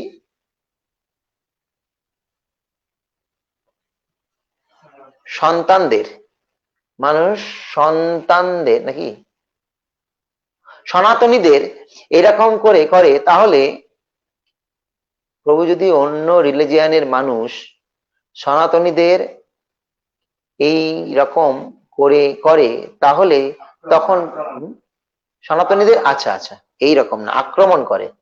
প্রভু যদি অন্য রিলিজিয়ানের মানুষ সনাতনীদের আক্রমণ করে, তাহলে তখন কি করা উচিত? বিশাল প্রশ্ন। আসলে আমরা সবাই সনাতনী, যে মুসলিম সেও সনাতনী, যে খ্রিস্টান সেও সনাতনী। এটা তারা জানে না যে তারা সনাতনী নয়, তারা সনাতনী এটা তারা জানে না। আমরা কেউ হিন্দু নই, কেউ মুসলিম নই, কেউ খ্রিস্টান নই, কেউ বুদ্ধিস্ট নই, কেউ ইহুদি নই, আমরা সবাই এক ভগবান শ্রীহরির পুত্র। মামই বাংশ জীবলোকে জীবভূতা সনাতন, কৃষ্ণ বলছেন সমস্ত জীব হচ্ছে আমার সনাতন অংশ। তাহলে সমস্ত জীবের মধ্যে তারাও পড়ছে। এখন কিছু কিছু ব্যক্তিরা তারা এইরকম অপরাধমূলক আচরণ করে, অ্যাগ্রেসিভ হয়ে যায়। তার প্রমাণ মহাভারতে রয়েছে। যখন কোনো ব্যক্তি অন্যায় কার্য করে, তাকে শোধন করার জন্য প্রথমে শিক্ষা দেওয়া উচিত, সৎ শিক্ষা। তা যদি তারা গ্রহণ না করে, তখন অস্ত্র ধারণ করা উচিত, তাতে কোনো অসুবিধা নেই। হ্যাঁ, শাস্ত্র তার প্রমাণ রয়েছে, তাতে কোনো অসুবিধা নেই। বাংলাদেশ থেকে পলাশ ধর, তিনি বলছেন জব করার পর আমি কিভাবে বুঝবো যে আমার জব করাটা সঠিকভাবে হয়েছে? ও, আপনি উত্তর নিজেই দিয়ে দিয়েছেন। এই বিষয়ে বললে একটু আনন্দ পেতাম। জব করার পর কি আপনি আনন্দ পাচ্ছেন? কোনোদিন জব করার পর আপনার কেমন মনে হয়? আপনার মনে হয় না যে আমি 16 মালা জব করলাম ঠিকই, কিন্তু জব হয়নি, আজকে টপ হয়েছে, টপ জব টপ হয়ে গেছে। টপ হয়েছে মানে আপনি মোবাইল ঘাটতে ঘাটতে জব করেছেন, কথা বলতে বলতে জব করেছেন, অন্যমনস্ক হয়ে জব করেছেন, আমি বুঝতেই পারেন যে আজকে জবটা ঠিক মতো হয়নি। আর যেদিন আপনি একনিষ্ঠ ভাবে জব করেন, সেদিনকে আপনি বুঝতে পারেন যে আমার মনটা পুরো যতক্ষণ আমি জব করেছি শুদ্ধ ছিল, কখনো অন্য চিন্তা আসেনি। তার মানে আপনি ভালো জব করেছেন। অঙ্কিতা প্রসাদ বুধবুধ থেকে প্রশ্ন করছেন, অপরাধের ফল ভোগ করতে করতে কি সেই ভক্তদের কিছু উন্নতি হবে, নাকি তার ভক্তি জীবনে সর্বনাশী হবে? অপরাধের ফল ভোগ করতে করতে, তো যদি জেলখানায় নিয়ে গিয়ে, যখন জেলার বা জেলখানার যারা অধীনস্থ ব্যক্তি আছে, কয়েদিদেরকে শাস্তি দেয়, শাস্তি পেয়ে যদি তারা মনে করে আমরা ভুল করেছি আর করব না, তাহলে তাদের উন্নতি হবে। আর যদি সেই অপরাধের ফল পাওয়ার পরেও আবার তার অপরাধের প্রবণতা জাগে, আবার সে অপরাধ করে, তাহলে তার অধোগতিই হবে। সাধারণ জিনিস এটা। হ্যাঁ, যদি আমি অপরাধের শাস্তি পাওয়ার পর নিজেকে সংশোধন করে নিতে পারি, তাহলে ঠিক আছে, আর অপরাধ হবে না, আবার তার উন্নতি হবে। দেখুন, মানুষ মাত্রেই ভুল হবে, আমাদের অপরাধ থাকবেই, কিন্তু যদি আমরা নিজেকে রেকটিফাই করার চেষ্টা করি তাহলে উন্নতি। আর যদি আমাদের মনের মধ্যে এরকম হয় যে অপরাধ হয়েছে, শাস্তি পেয়েছি, কিছু লোক থাকেন এরকম, গায়ে সয়ে গিয়েছে গন্ডারের চামড়া। হ্যাঁ, অপরাধ করলো, পাপ করলো, মার খেলো, চুরি করলো, ধরা পড়লো, মার খেলো, আবার বেরোলো, আবার চুরি। তার মানে গন্ডারের চামড়া, গায়ে লাগে না। যে সমস্ত ব্যক্তিরা অপরাধের ফল ভোগ করার পরে আবার অপরাধ করে, তারা ওই শ্রেণীর ব্যক্তি, তাদের উন্নতি হবে না, তাদের ক্রমান্বয়ে অধোগতিই হবে। দেবাশিস ভান্ডারী, বহুদিন বাদে আপনাকে দেখছি, আশা করি আপনি ভালো আছেন। প্রভু, বৈষ্ণব নিন্দা অপরাধ, কিন্তু বৈষ্ণব যদি নিন্দার যোগ্য হন তাহলে কি অপরাধ হবে? যিনি বৈষ্ণব তিনি কখনোই নিন্দার যোগ্য নন, এটা আগে বুঝতে হবে। বৈষ্ণব যিনি বিষ্ণু ভক্তি পরায়ণ, তিনি এমন কোনো কাজ করেন না যেটা নিন্দার যোগ্য, তাই তিনি বৈষ্ণব। আর যিনি নিন্দার পাত্র তিনি তো বৈষ্ণব নন। বোঝা গেল? যিনি বৈষ্ণব সেজেছে কিন্তু বৈষ্ণব নয়, সে নিন্দার পাত্র। কিন্তু যে প্রকৃত বৈষ্ণব, সে তো কখনো নিন্দাময় কাজ করবে না, নিন্দাপূর্ণ কাজ করবে না সে কখনো। এমন কোনো কাজ করবে না যাতে সে নিজের, তার গুরুদেবের, পরমেশ্বর ভগবানের, তার কারণে নিন্দা হয়, সে এমন কাজ কোনোদিনও করবে না, তাই সে নিন্দার পাত্র নয়। তথাপি কোনো ব্যক্তির কারো নিন্দা করা উচিত না। নিন্দাটা একটা এমন খারাপ গুণ, যার নিন্দা করবেন তার খারাপ গুণগুলো আপনার মধ্যে চলে আসবে। সুতরাং নিন্দা থেকে দূরে থাকাই ভালো। আমাদের প্রিয় প্রভু কালিন্দীপতি গৌরাঙ্গ প্রভু, কল্যাণ চ্যাটার্জি প্রভু চটি রানীগঞ্জ থেকে প্রশ্ন করেছেন, ভাগবতে যে আপনি ভরত মহারাজের কথা বললেন সেটা তো অনেক পরে আছে, আমরা তো অতদূর পড়া, আমার ততদূর পড়া হয়নি, চলছে বিশেষ কারণে বা প্রচারের বলার জন্য সেই বিশেষ লীলা যে কোনো স্কন্ধ থেকে পড়তে পারি? বুঝলাম না আমি। ভাগবতে যে আপনি ভরত মহারাজের কথা বললেন সেটা তো অনেক পরে আছে, সেটা কোথায় পরে আছে? সেটা তো পঞ্চম স্কন্ধে আছে। আমার ততদূর পড়া হয়নি, চলছে। বিশেষ কোনো কারণে বা প্রচারের বলার জন্য সেই বিশেষ লীলা যে কোনো স্কন্ধ থেকে পড়তে পারি। হ্যাঁ হ্যাঁ হ্যাঁ, মানে আমরা যেটা বলি যে ধারাবাহিক ভাবে পড়তে হবে, হ্যাঁ হ্যাঁ, সেটা কোনো শিক্ষা দেওয়ার জন্য, প্রচার করার জন্য পড়া যেতে পারে, তাতে কোনো আপত্তি নেই। শিল্পী সিংহ প্রশ্ন করছেন, আমার ছোট ছেলে ডেলি জব করে কিন্তু মেয়ে করছে না, কি করব, কিছু বলুন প্রভু। হরে কৃষ্ণ।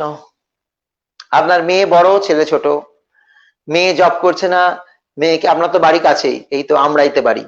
হ্যাঁ, তো আপনি আমাদের লকডাউন খুলে গেলে ছেলে মেয়ে দুজনকেই মন্দিরে যুক্ত করে দিন, সেখানে মন্দিরে আর অন্যান্য ভক্তদের সাথে আনন্দে সে শিখে যাবে। এরকম কোয়েল গড়াই পানাগড় থেকে, ভাগবতম বা কোন শাস্ত্র গ্রন্থে কি পেয়েছি পেন্সিল দিয়ে, আচ্ছা পেন্সিল দিয়ে দাগ দেওয়া যায়? এর কোনো ভক্ত, আর কোন ভক্ত যদি ভাগবতম পড়ার জন্য চায় তাহলে তাকে কি দেওয়া যায়? এটা কোনো প্রশ্ন হলো? হ্যাঁ, যদি কোনো বিশেষ কিছু আপনাকে ইন্ডিকেট করতে হয় আপনি দাগ দিতে পারেন, এগুলো কোনো ব্যাপার না। আর যদি কারোর কাছে ভাগবত নেই, সে হয়তো পড়ে ফেরত দিয়ে দেবে, আপনার কাছে দিতে পারেন, যদি সে অনেস্ট হয় ফেরত দেবে, দেওয়া যেতে পারে। বিশ্বজিৎ পাল লাস্ট প্রশ্ন এটাই, প্রশ্ন করছেন, আমি এখন সিগারেট ছাড়তে পাচ্ছি না, তবে কম খাই, জপও করি। প্রভু, প্রভুপাদের একবার এক কি বিদেশি এক ভক্ত বলেছিল আস্তে আস্তে ছাড়তে। প্রভুপাদ একবার এক বিদেশি ভক্তকে বলে আস্তে আস্তে ছাড়তে, আর আপনিও ফ্যান ঘোড়ার উদাহরণ দিয়েছেন। আজকের ক্লাস শুনে তো অন্য ভয় হচ্ছে, কৃপা করে বলবেন কি করে আহ কি আরোগ্য লাভ করব। ও, আরোগ্য লাভ করব, আচ্ছা, খুব সুন্দর। জীবনে কিছু কিছু জিনিস আছে যেগুলোকে প্রতিজ্ঞা করে ত্যাগ করতে হয়। প্রতিজ্ঞা করে। কিছু কিছু জিনিস আছে যেগুলি ছাড়ছি ছাড়বো ছাড়ছি ছাড়বো করে ত্যাগ করা যায় না। কিছু জিনিসকে জোর করে, হঠাৎ করে, প্রতিজ্ঞা করে ত্যাগ করতে হয়। যেমন আমরা ভালো মন্দ খাওয়ার পর পরের দিন যখন মলত্যাগ করি, তখন কি তার প্রতি আমার কোনো আসক্তি থাকে যে এত ভালো খেয়েছি, ছাড় ত্যাগ করবো না? না। তো জীবনের এমন কিছু স্থিতি আছে যেগুলোকে বলবৎ ত্যাগ করতে হবে। আমি গতকাল উদাহরণ দিয়েছি যে মাছ মাংস ডিম আপনার পরিবারে একসাথে রয়েছেন, আপনি না খেলে ওরা আপনাকে ডিস্টার্ব করছে, আপনি ছাড়তে পারছেন না, কিন্তু এটা তো আপনার হাতের মুঠোয়। সিগারেট ছাড়াটা এটা আপনার হাতের মুঠোয়। একটা জাগতিক উদাহরণ দিচ্ছি, সেই উদাহরণটা পেলে হয়তো আপনি আরোগ্য লাভ করবেন এবং আজকেই লাভ করবেন। আর আগামীকাল নিশ্চয়ই আমাকে আপনি হোয়াটসঅ্যাপে বলবেন, মানে ফেসবুকে বলবেন যে প্রভু থ্যাংক ইউ, আমি আজ থেকে আর সিগারেট খাচ্ছি না। তাহলে শুনুন সেই ঘটনাটা। একটা মেয়ে একটা ছেলেকে খুব ভালোবাসে। ছেলেটি অশিক্ষিত, ছেলেটি রোজগারহীন, বেকার, কিন্তু যে কোনো কারণে হোক ছেলেটিকে মেয়েটি খুব ভালোবাসে। মেয়েটির বাড়ির লোক যখন জানলো যে এই ছেলেটিকে মেয়েটি ভালোবাসে, তারা তো একদম অরাজি, এই মেয়েটির সাথে ছেলেটির বিয়ে হবেই না, অরাজি। তো মেয়েটি তখন কি করে, 18, 20, 22 বছর পর্যন্ত ওই বাবা মার কাছে বড় হয়েছে, বাবা মাকে এত ভালোবাসতো, কিন্তু ছেলেটির প্রতি ভালোবাসা যখন তার তীব্র হয়েছে, তখন তার এই 22 বছরের সম্পর্ক ছাড়তে 3টে চুটকিও টাইম লাগে না, অনায়াসে ছেড়ে দেয়। ভুলেই যায় যে সে তার মার কোলে কতদিন স্তন পান করেছে, মায়ের গলা জড়িয়ে আদর করেছে, মেয়েরা বাবাকে খুব ভালোবাসে, বাবা এটা চাইছে না, কত পড়াশোনার পিছনে খরচ করেছে তার বাবা মা, সবকিছু ভুলে ওই ছেলেটার প্রতি আসক্ত হয়ে ছেলেটাকে বিবাহ করে। যদি একটা মেয়ে একটা সাধারণ ছেলেকে ভালোবাসতে গিয়ে তার পরম প্রিয় পিতামাতাকে ত্যাগ করতে পারে, তাহলে কৃষ্ণকে ভালোবাসতে গিয়ে একটা কাগজের মোড়ক ত্যাগ করা কি এমন অসম্ভব? তো কাগজের মোড়ক না। যদি কৃষ্ণকে ভালোবাসতে গিয়ে, একটা ছেলেকে ভালোবাসতে গিয়ে একটা মেয়ে যদি তার সবকিছু ত্যাগ করতে পারে, তাহলে কৃষ্ণকে ভালোবাসতে গিয়ে একটা সিগারেট ত্যাগ করা এটা কোনো ব্যাপার হলো? অবশ্যই ত্যাগ করতে হবে, এবং সেটা আজই ত্যাগ করতে হবে।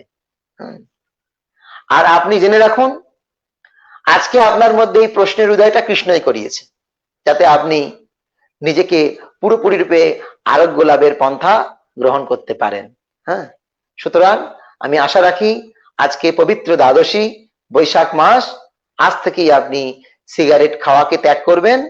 যে সিগারেটের প্যাকেটে আপনার সিগারেট গুলো আছে, এখনই আপনি ওতে থুতু দিয়ে রাস্তায় ফেলে দিন, ডাস্টবিনে। হয়তো ওটা 100 টাকার সিগারেট, 200 টাকার সিগারেট হতে পারে, কিন্তু আপনি এখনই ফেলে দিন ওটাকে, যে আজ থেকে আমি প্রতিজ্ঞা করলাম, এই দ্বাদশীর দিন থেকে আজ থেকে আমি স্পর্শ করব না। দেখুন না, একদিন মাথা ব্যথা করবে, একদিন আপনার বাহ্যক্রিয়া অসুবিধা হবে, নর্মাল হয়ে যাবে তারপর সবকিছু। মানুষ পারে না এমন কিছু নেই। হরে কৃষ্ণ। একটা প্রশ্ন আছে নাকি? সৌমেন প্রভু রানীগঞ্জ থেকে, প্রভু সেবা অপরাধে পড়েছি, মৃতদেহ স্পর্শ করে মন্দিরে প্রবেশ করতে নেই। খুব সুন্দর প্রশ্ন করছেন এখন আপনি, কিন্তু পঙ্কজাঙ্গীর প্রভুকে তো মন্দিরে নিয়ে যাওয়া হলো, কেন? খুব সুন্দর প্রশ্ন। এরকম প্রশ্নের মাধ্যমে অনেক সুন্দর শিক্ষা জগৎকে দেয়া যাবে।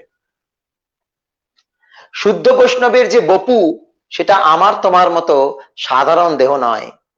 শুদ্ধ বৈষ্ণবের বপু বা শুদ্ধ বৈষ্ণবের দেহ পরম পবিত্র। যে শুদ্ধ আত্মা এই দেহরূপ খাঁচার মধ্যে ছিল, সেই খাঁচাটা কি অপবিত্র হতে পারে? যেমন ভগবানের সিংহাসন ভগবান থেকে কি অভিন্ন নয়, ঠিক তেমনি সেই শুদ্ধ ভক্তের আত্মা যে সিংহাসনে থাকে, সেই সিংহাসনটাও ভগবানের শুদ্ধ ভক্তের মতোই পরম পবিত্র। তাই শুদ্ধ ভক্তকে যখন কোনো ভগবানের সামনে তার মানে শ্রী অঙ্গকে, তার সব দেহকে ভগবানের সামনে যখন নিয়ে যাওয়া হয়, তখন ভগবান প্রসন্ন হন। যে আমার সেই ভক্তকে আমি সামনে শেষবারের মতো দেখছি। তাই আমার তোমার সাধারণ মানুষের মৃতদেহ আর একজন শুদ্ধ ভক্তের অপ্রাকৃত দেহ এক নয়, এটাকে আমাদেরকে বুঝতে হবে। যখন কোনো দেবতার সামনে বলি দেওয়া হয়, মেরেই ফেলা হচ্ছে না, কিন্তু সেটা যেমন, যদিও এখনকার দিনের বলিটা ঠিক না, সেই বলির পর দেহটা যেমন শুদ্ধই থাকে, সেটা দেবতাকে অর্পণ করা হয়, তেমনি সেটা যেমন অশুদ্ধ হয় না, তেমন যিনি তার সমগ্র জীবন কৃষ্ণের সেবায় অর্পণ করেছেন, বলি দিয়ে দিয়েছেন, সমস্ত তার সুখ, তার ভোগ সব কৃষ্ণের সেবায় বলি দিয়ে দিয়েছেন, সেই রকম ব্যক্তি শ্রী অঙ্গ বা দেহ ভগবানের সামনে নিয়ে আসলে শাস্ত্রে কোনো অপরাধ হয় না, শাস্ত্র অনুযায়ী কোনো অপরাধ হয় না, বরং এটা নিয়ে যাওয়াটাই হচ্ছে নীতি।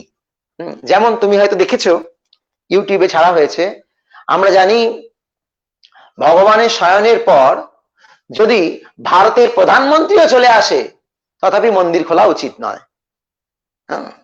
কিন্তু পঙ্কজাঙ্গির প্রভু যখন কলকাতা থেকে মায়াপুর আসলেন, তখন রাত্রি 1টা বাজে নরসিংহদেব, রাধা মাধব এবং পঞ্চতত্ত্বের কপাট খোলা হয়েছিল। তাহলে তো কেউ প্রশ্ন করতে পারে কেন খোলা হয়েছিল? ভগবান তার ভক্তের মধ্যে অনুপ্রেরণা দিয়েছে, আমার এক শুদ্ধ ভক্ত সারাটা জীবন আমার জন্য জীবন উৎসর্গ করেছে, আজকে সে মৃত্যুর সাথে লড়াই করছে, আমি তাকে দেখা দেবো, সে আমাকে দেখতে পাবে না কিন্তু আমি তাকে দেখা দেবো, তাই আমার মন্দিরের কপাট খুলে দাও। রাত্রি 11টা তো কি হয়েছে, রাত্রি 1টা তো কি হয়েছে, আমার বিশ্রামের আগে আমার ভক্তের জন্য আমার হৃদয় আগে খোলা হয়েছে রাত্রি 1টার সময়। এই সমস্ত অপ্রাকৃত ব্যাপার, এগুলো আমাদের বোঝার অতীত। সুতরাং এতে কোনো অপরাধ নেই। হরে কৃষ্ণ, সকলের মঙ্গল হোক। আগামীকাল আমরা আবার 3টের সময় উপস্থিত হব মাধুর্য কাদম্বিনী গ্রন্থের অনর্থ নিবৃত্তির পরবর্তী আলোচনা নিয়ে। আপনাদের সকলের মঙ্গল হোক। নিবেদনে ইস্কন দুর্গাপুর। হরে কৃষ্ণ।